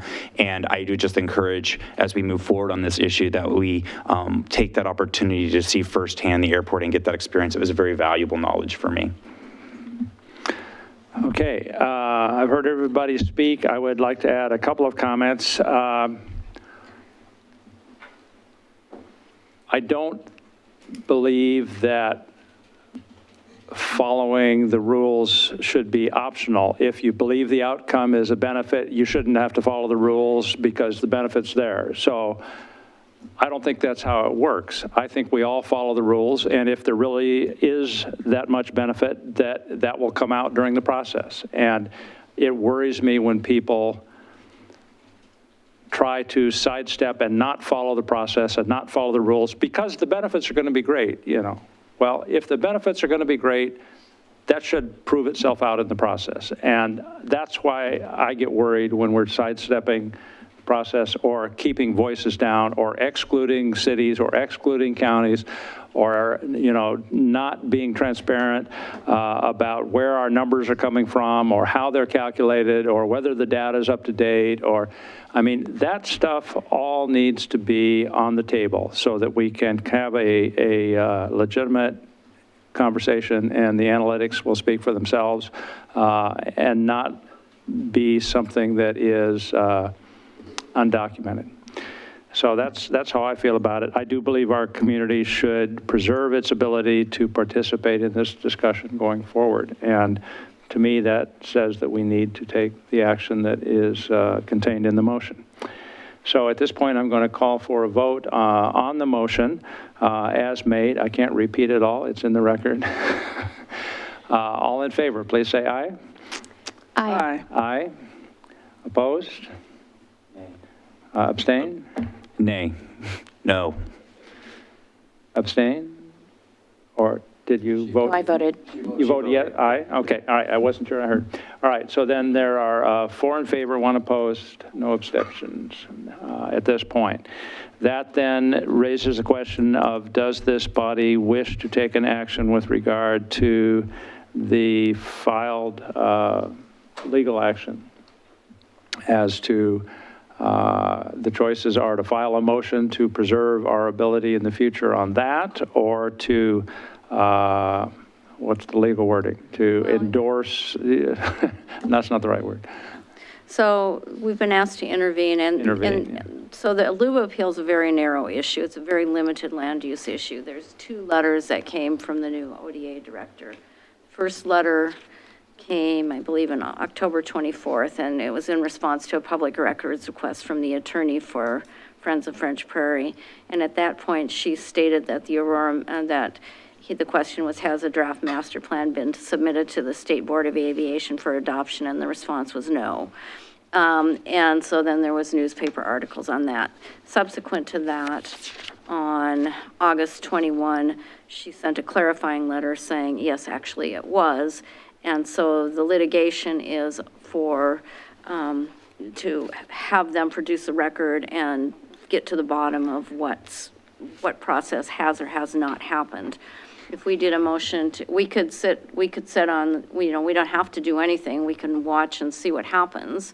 But if we're interested in having part of being in that argument, then our choice is to intervene. We can also do something called file an amicus brief, which is just send in a brief saying, we hope you follow land use process or something to that effect. You could do that as well. That doesn't give you standing in the case to make your own arguments. If you want to make your own arguments, you need to do a motion to intervene. That doesn't necessarily mean you're arguing the same argument that French Prairie is arguing. You might argue something completely different. And we don't make that argument at the time you file the motion. No, you don't make any argument at the time you file the motion. And in fact, once you see the briefs come back from both sides, then, that's when you have to respond. So, you may file the motion to intervene. You may end up doing nothing. You could just sign off on the brief of, sometimes intervening is just signing off on somebody else's brief. Mm-hmm. So Okay. the only thing is you have a very limited time to do it. So if you want to preserve the right to do it, then we need to file something. That doesn't necessarily mean you have to do step 2, but if you want to do step 2, you have to make sure you do step 1 in a timely fashion. Okay, so council, are you interested in taking an action with regard to the possibility of filing a motion to intervene? Councilor Ackervall. I move to intervene at this point, as Barbara Jacobson has pointed out, in order to preserve our ability going forward to make further comment or to proceed if it makes sense at that time. I would second. Motion and a second to intervene. Discussion. More discussion.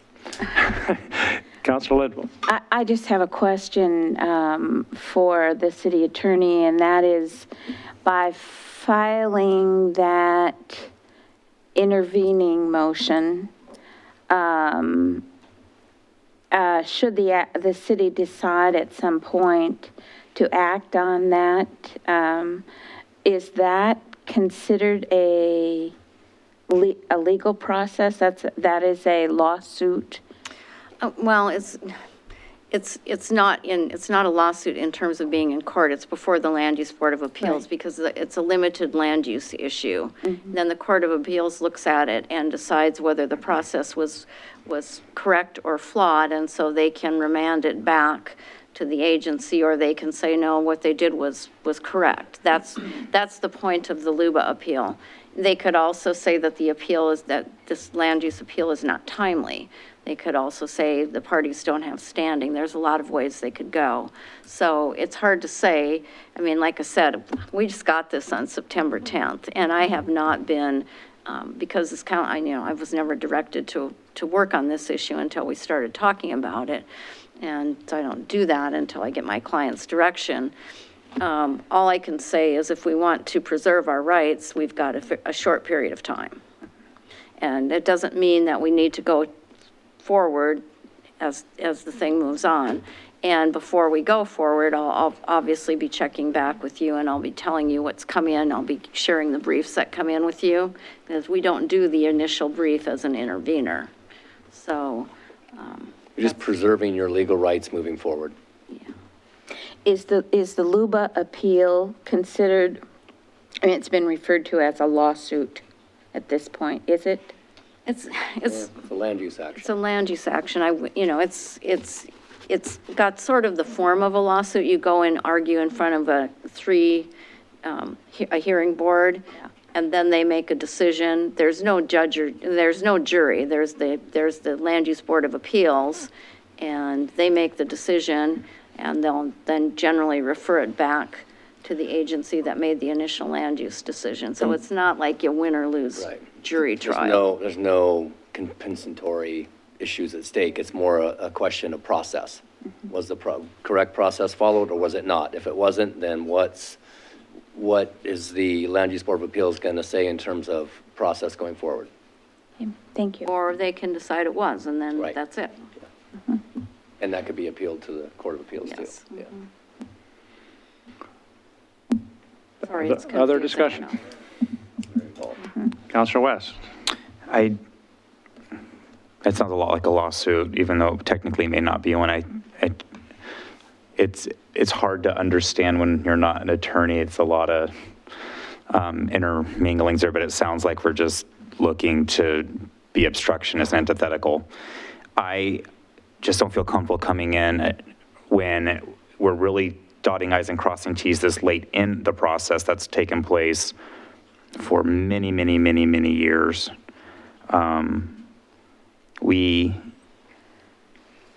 Many years. And I just think we're coming in at the 9th hour here. And they've already, the argument that's going to be made is that they're going to talk about in Salem and then in Sun River is land use stuff. And the master plan is, they've in writing kind of already affirmed it. I'm not comfortable becoming this oppositional this late in the game and then finally taking a position as a city. I mean, we have danced around this for a long time, and I'm still not comfortable taking that action. Anything else? Councilor Lehan? I would just have to disagree. We have not danced around this. We have been 100% consistent that we want to be included in the process and we want to follow the land use laws as they are. We have not changed, not in the past decade, and we're not doing anything different now. This is still the same position. We are not entering at the 11th hour because we just got the notice of this, well, not from ODA, but we found out about it through the grapevine. So how could we have acted any faster? We just heard them say that, so just frustration there, but. We did get the legal notice on my birthday, September 10th. Happy birthday. No. We only meet twice a month, so, we're not. Yeah, we don't have a lot of options. Yeah. Okay. I do not find the argument that we haven't had enough time to have discussion or wide-ranging notification to be difficult. Also, we have had discussion for a decade, on and on and on and on. The issue is the same as it was.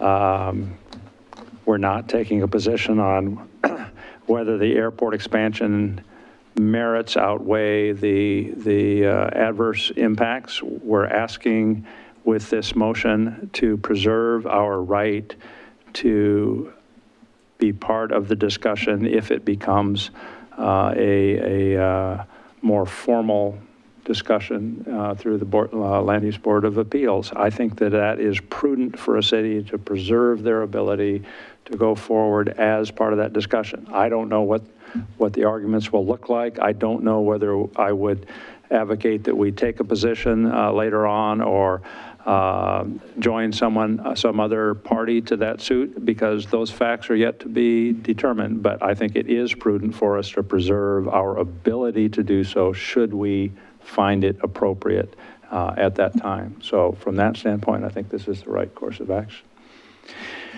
I need to call for a vote on this, which would be a motion to file an intervention. and not file facts with it, just preserve our standing, or attempt to preserve our standing on it. All in favor, please say aye. Aye. Aye. Opposed? No. Passes 4-1. Thank you very much.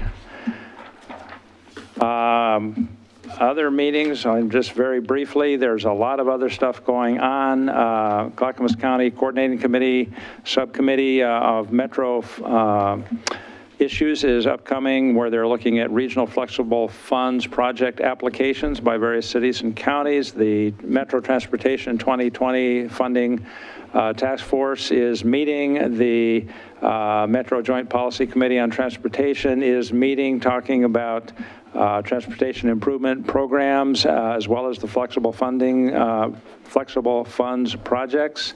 National Drive Electric Week is upcoming, including a event at the World of Speed Museum on September 21 between 11 and 4. There will be appearance by our smart electric buses at that event, so you might check that out. And Clackamas County Coordinating Committee meeting is happening, so nothing's going on at all. Councilors, I'd like to give you a chance to make a few comments as you see fit. I especially would invite Councilor Linville to make any comments that she would like to make from a perspective of coming into that chair. And I don't know if anyone else has any other particular comments they would like to make. We've been kind of dragging along. Councilor Ackervall. Just wanted to quickly welcome you to council and also express my thanks that you are serving in this position, and it requires a lot of work and time and investment of mind and heart as well. And so I'm glad to see you serving in this way, and welcome you to council. Thank you. Councilor Lehan. Yes, ditto. Welcome to council, and most of our meetings do not drag on quite the way this one has been dragging along. Not to say that, but anyway, we'll try to pick up the pace a little bit.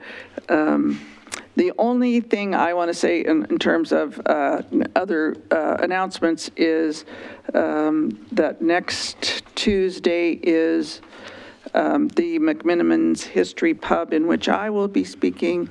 Mr. Leo will be speaking, Myths and Milestones in Wilsonville History. So doors open at 5, program starts at 6:30. Okay, thank you. Councilor West. To be brief, I second and ditto Councilor Lehan and Councilor Ackervall, to be brief. And I talked to you over this weekend and congratulated you, but I'm very, very happy that you're sitting next to me on the diocese. I think you're going to be a phenomenal counselor. And this is a doozy for a first meeting. Wow. Yeah. But I think that in all measurable ways, you were quite impressive, and the city is lucky to have you up here. Wow. So congratulations. Thank you. Thank you. Councilor Linville. Well, again, I just want to thank you all for your confidence and selection in your selection process. I am very humbled and honored to be here. I wanted you to know that I have spent pretty much all of Thursday, most of Friday, and most of Monday visiting pretty much all of the departments, meeting with staff and department heads. I wanted to thank Kim Velez because she put a schedule together for me, which at very short notice allowed and I think forced a lot of the staff and leadership to clear their calendars, which I again appreciate.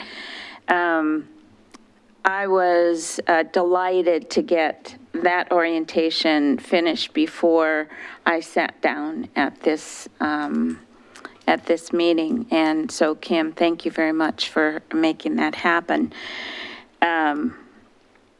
I want you all to know, and I assume that I'm probably the most current counselor that has met with the leadership team. I'm certainly not the only one.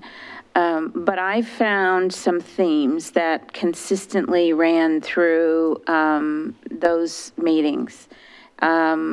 First of all, a commitment to quality, a commitment to the citizens of Wilsonville, and I guess I can only characterize it by saying a real enjoyment or a joy in working for the city of Wilsonville. And I found it department after department after department. And I asked them some of the tough questions, like, do you have what you need to do your job? Or do you see issues and problems that are out there looming and on the horizon? And I just heard positive things. So I think that speaks to our city manager as well in terms of the management of the city, as well as the work that the council has done over time to allow the city to have what it needs. I really believe that I have two jobs. One, people have asked me, oh, well, you wanted to get into politics. And I say, no, I really did not want to get into politics. I see my role as public policy, as a policymaker in concert with you all. We do that as a group. I don't do that by myself. And I'm very thankful that that's the case. And then services to the citizens of this community. And I think that from my perspective, I take very seriously that my role is to make decisions that are in the best interests of the city. And that means the safety, the health, and the welfare of the citizens of Wilsonville, not what are in the best interests of me. And so I'm kind of making that promise to you and to the citizens that that's where I will come from. I also wanted to give you, as my colleagues, the assurance that we will agree and disagree on items, I am sure in the short term and the long term, but you can be assured that I will make every attempt to represent my position in a respectful and a professional way, and ask that if I don't, that you call me on that as a colleague, and I feel pretty strongly about that. So again, I just want to say thank you. I look forward to this. I am a perpetual learner, and this is going to be right up my alley because I think the curve is quite steep. And so I will make every attempt to be prepared and contribute in a helpful way. I look forward to getting your input and expertise, as you have been here way longer than I have. So I look forward to working with you and working with the staff and the leadership. And so thank you very much. Well, thank you. We're glad you're here. Thank you. Okay. We have a public hearing. If we could get into that. Ordinance number 838, first reading, an ordinance of the City of Wilsonville declaring and authorizing the vacation of an approximately 2,075 square foot stub of Southwest Cherbourg Lane public street right-of-way north of Southwest Berlin Avenue in Villebois, legally described in attachment 3. So on a public hearing format, I have to follow the statutory language. So I will call to order the public hearing on the ordinance 838 as has been read. I need to ask the council, do any members of council wish to abstain, declare a conflict of interest, or report any ex parte contact or any information gained outside of this hearing? No. No. No. Oh, no. Have all members familiarized themselves with the application? Yes. Yes. Yes. Yes. Yes. Does any member of the audience wish to challenge participation of any member of council? I see no challenges.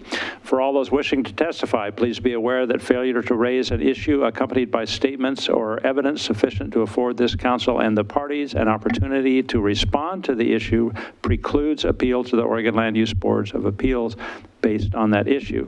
The failure of the applicant to raise constitutional or other issues relating to proposed conditions of approval with sufficient specificity to allow this council to respond to the issue precludes an action for damages in circuit court.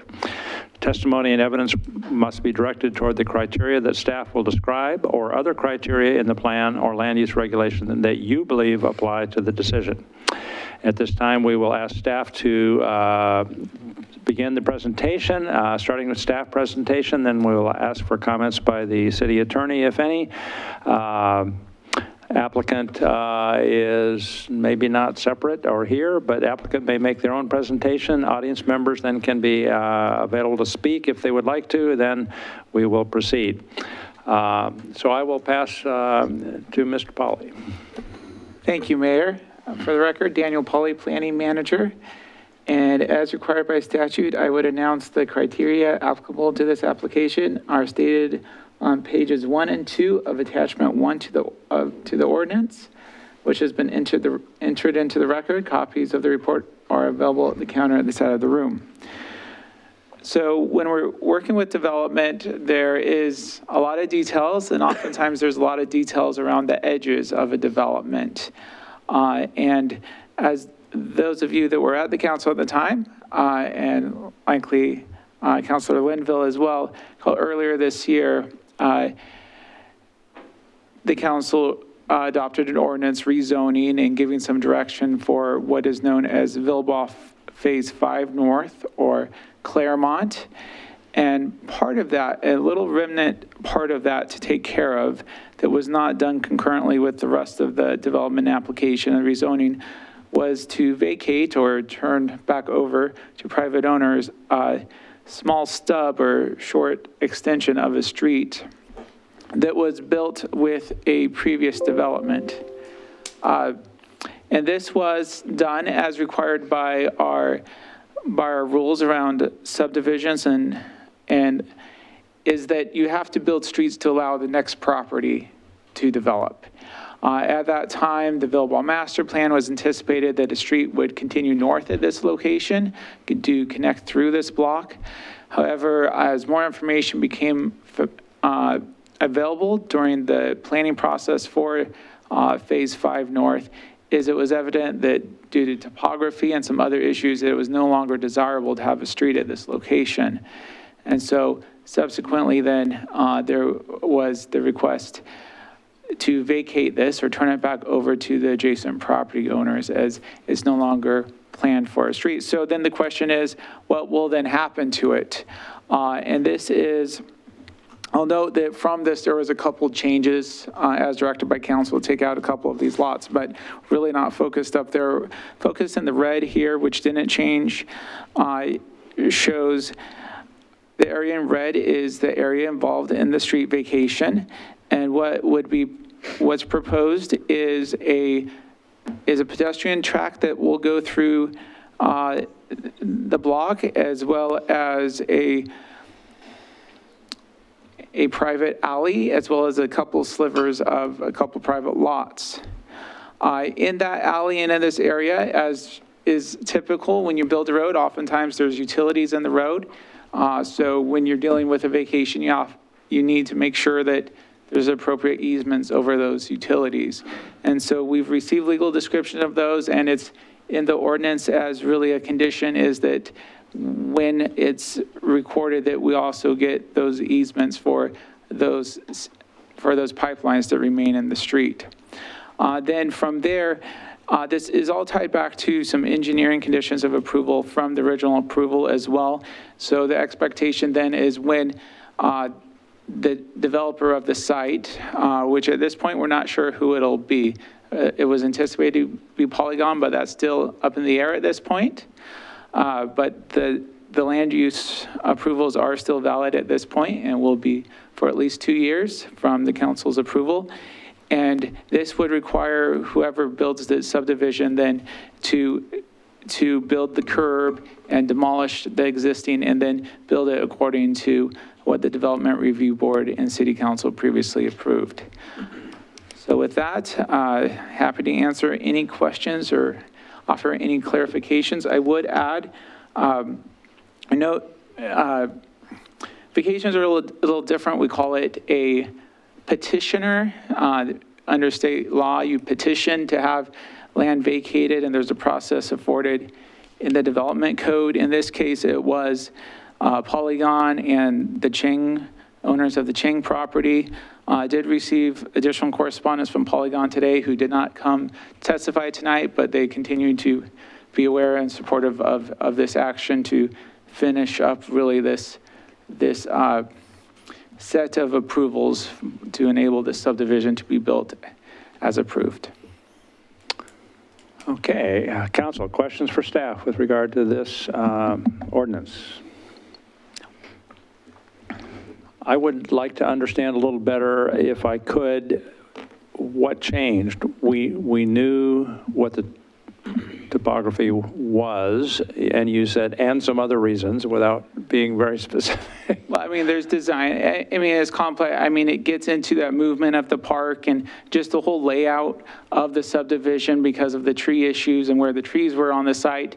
Because as we talked about extensively back during our other hearings, really, the Cheng property was unique in that we didn't have access to it to get a lot of detail, as much detail about that property during the Villalba master planning process. So there were some new things we learned when they came forward for development and allowed access to the property. Primarily, it is the topography. I just left that other reasons in there because it is a system and it all works together. So, but the primary reason is the topography there. Okay, thank you. Anything else council would like to know? No. All right. I have not received, well, first of all, any legal comments or anything that we need to know? All right. I've not received any speaker cards on this topic. Is there any member of the public that would like to speak on ordinance number 838 as proposed? I'm not seeing anybody there, so I am going to close public hearing and ask council, what is your desire to do with this ordinance proposed? Your Honor, I move to approve ordinance number 838 on first reading. Thank you. Is there a second? I'll second. Moved and second, we approve 838 on first reading. Any other discussion? No, I think this was an excellent solution. I do remember when we rearranged several things there. Yeah, it had quite an intensive Yes, time with we the did. first bout, yeah. It's very good. All right. Is there any further discussion desired? If not, I will call for the vote on the motion to adopt. It should have been a motion to adopt. It was a motion to approve. Oh, okay.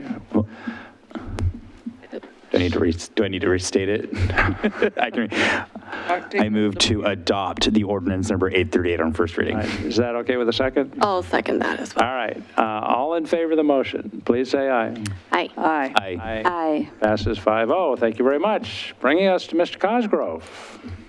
I too would like to welcome our new elected official, Ms. Linville. Just want to remind you of the city manager's mantra: all council meetings are fun. Some council meetings are more fun than others. We'll get the gist of that.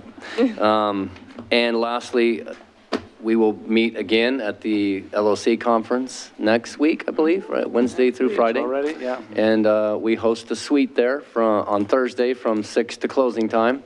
and that tends to vary depending on the number of elected officials that show up. And I wanted to thank Mr. Leo, who helps us with that and puts together some quizzes for people on all things Oregon and Wilsonville. It's an opportunity for us to promote what's going on in our fair city, and it's a very lively and well-attended event. So I look forward to seeing you all over there. I understand that 4 of the 5 of you will be there, so looking forward to it. Excellent. Legal business. Surprisingly, I have one little thing. So in front of you is a little staff report. As you recall, last council meeting, staff and Republic Services were here. Well, Republic Services was in the audience. There was a work session, and there was some testimony submitted by Republic Services disagreeing with some of the staff's finding with respect to their study in terms of the rates and the percentage of profit that Republic is making. So council asked for more meetings to be held between the parties and to come back at a later date. So that's what this is for, because there was only so much budget for their consultant, and the way our public contract rule is written, once you go over that amount, the 15% over, you have to come back to council. So I'd like a motion to approve an extension of the contract to add an additional $2,170. And I just got this as well, Mayor, so I might have a recommendation to just approve it up to $5,000. That doesn't mean you have to spend it. We can stick with this, but if it goes above that for whatever reason, then you have to I don't have to come back to council, so it's no big deal to just make it up to $5,000, and we can still live with what they've submitted. Okay, and this is to clarify the questions council was asking, really, and the ambiguities out of the discussion that we had, right? Okay. Council, are you clear on that, and do you wish to take an action? Your Honor, I move to authorize up to $5,000 for up to an additional $5,000 for Bell & Associates, Inc. to complete its review of Republic Services service rates. Thank you. Is there a second? I'll second. Moved and seconded to approve up to an additional $5,000 for Bell & Associates on the review of Republic Services rates. Any other discussion? If not, I'll ask for the vote. All in favor, please say aye. Aye. Aye. Aye. Passes 5-0. There you go. Thank you. Thank you. Anything else? Welcome, Joanne. Thank you. There you go. Very good. We'll miss you on DRB, though. You've made it an excellent first meeting. Good. We will call adjournment at 9:33.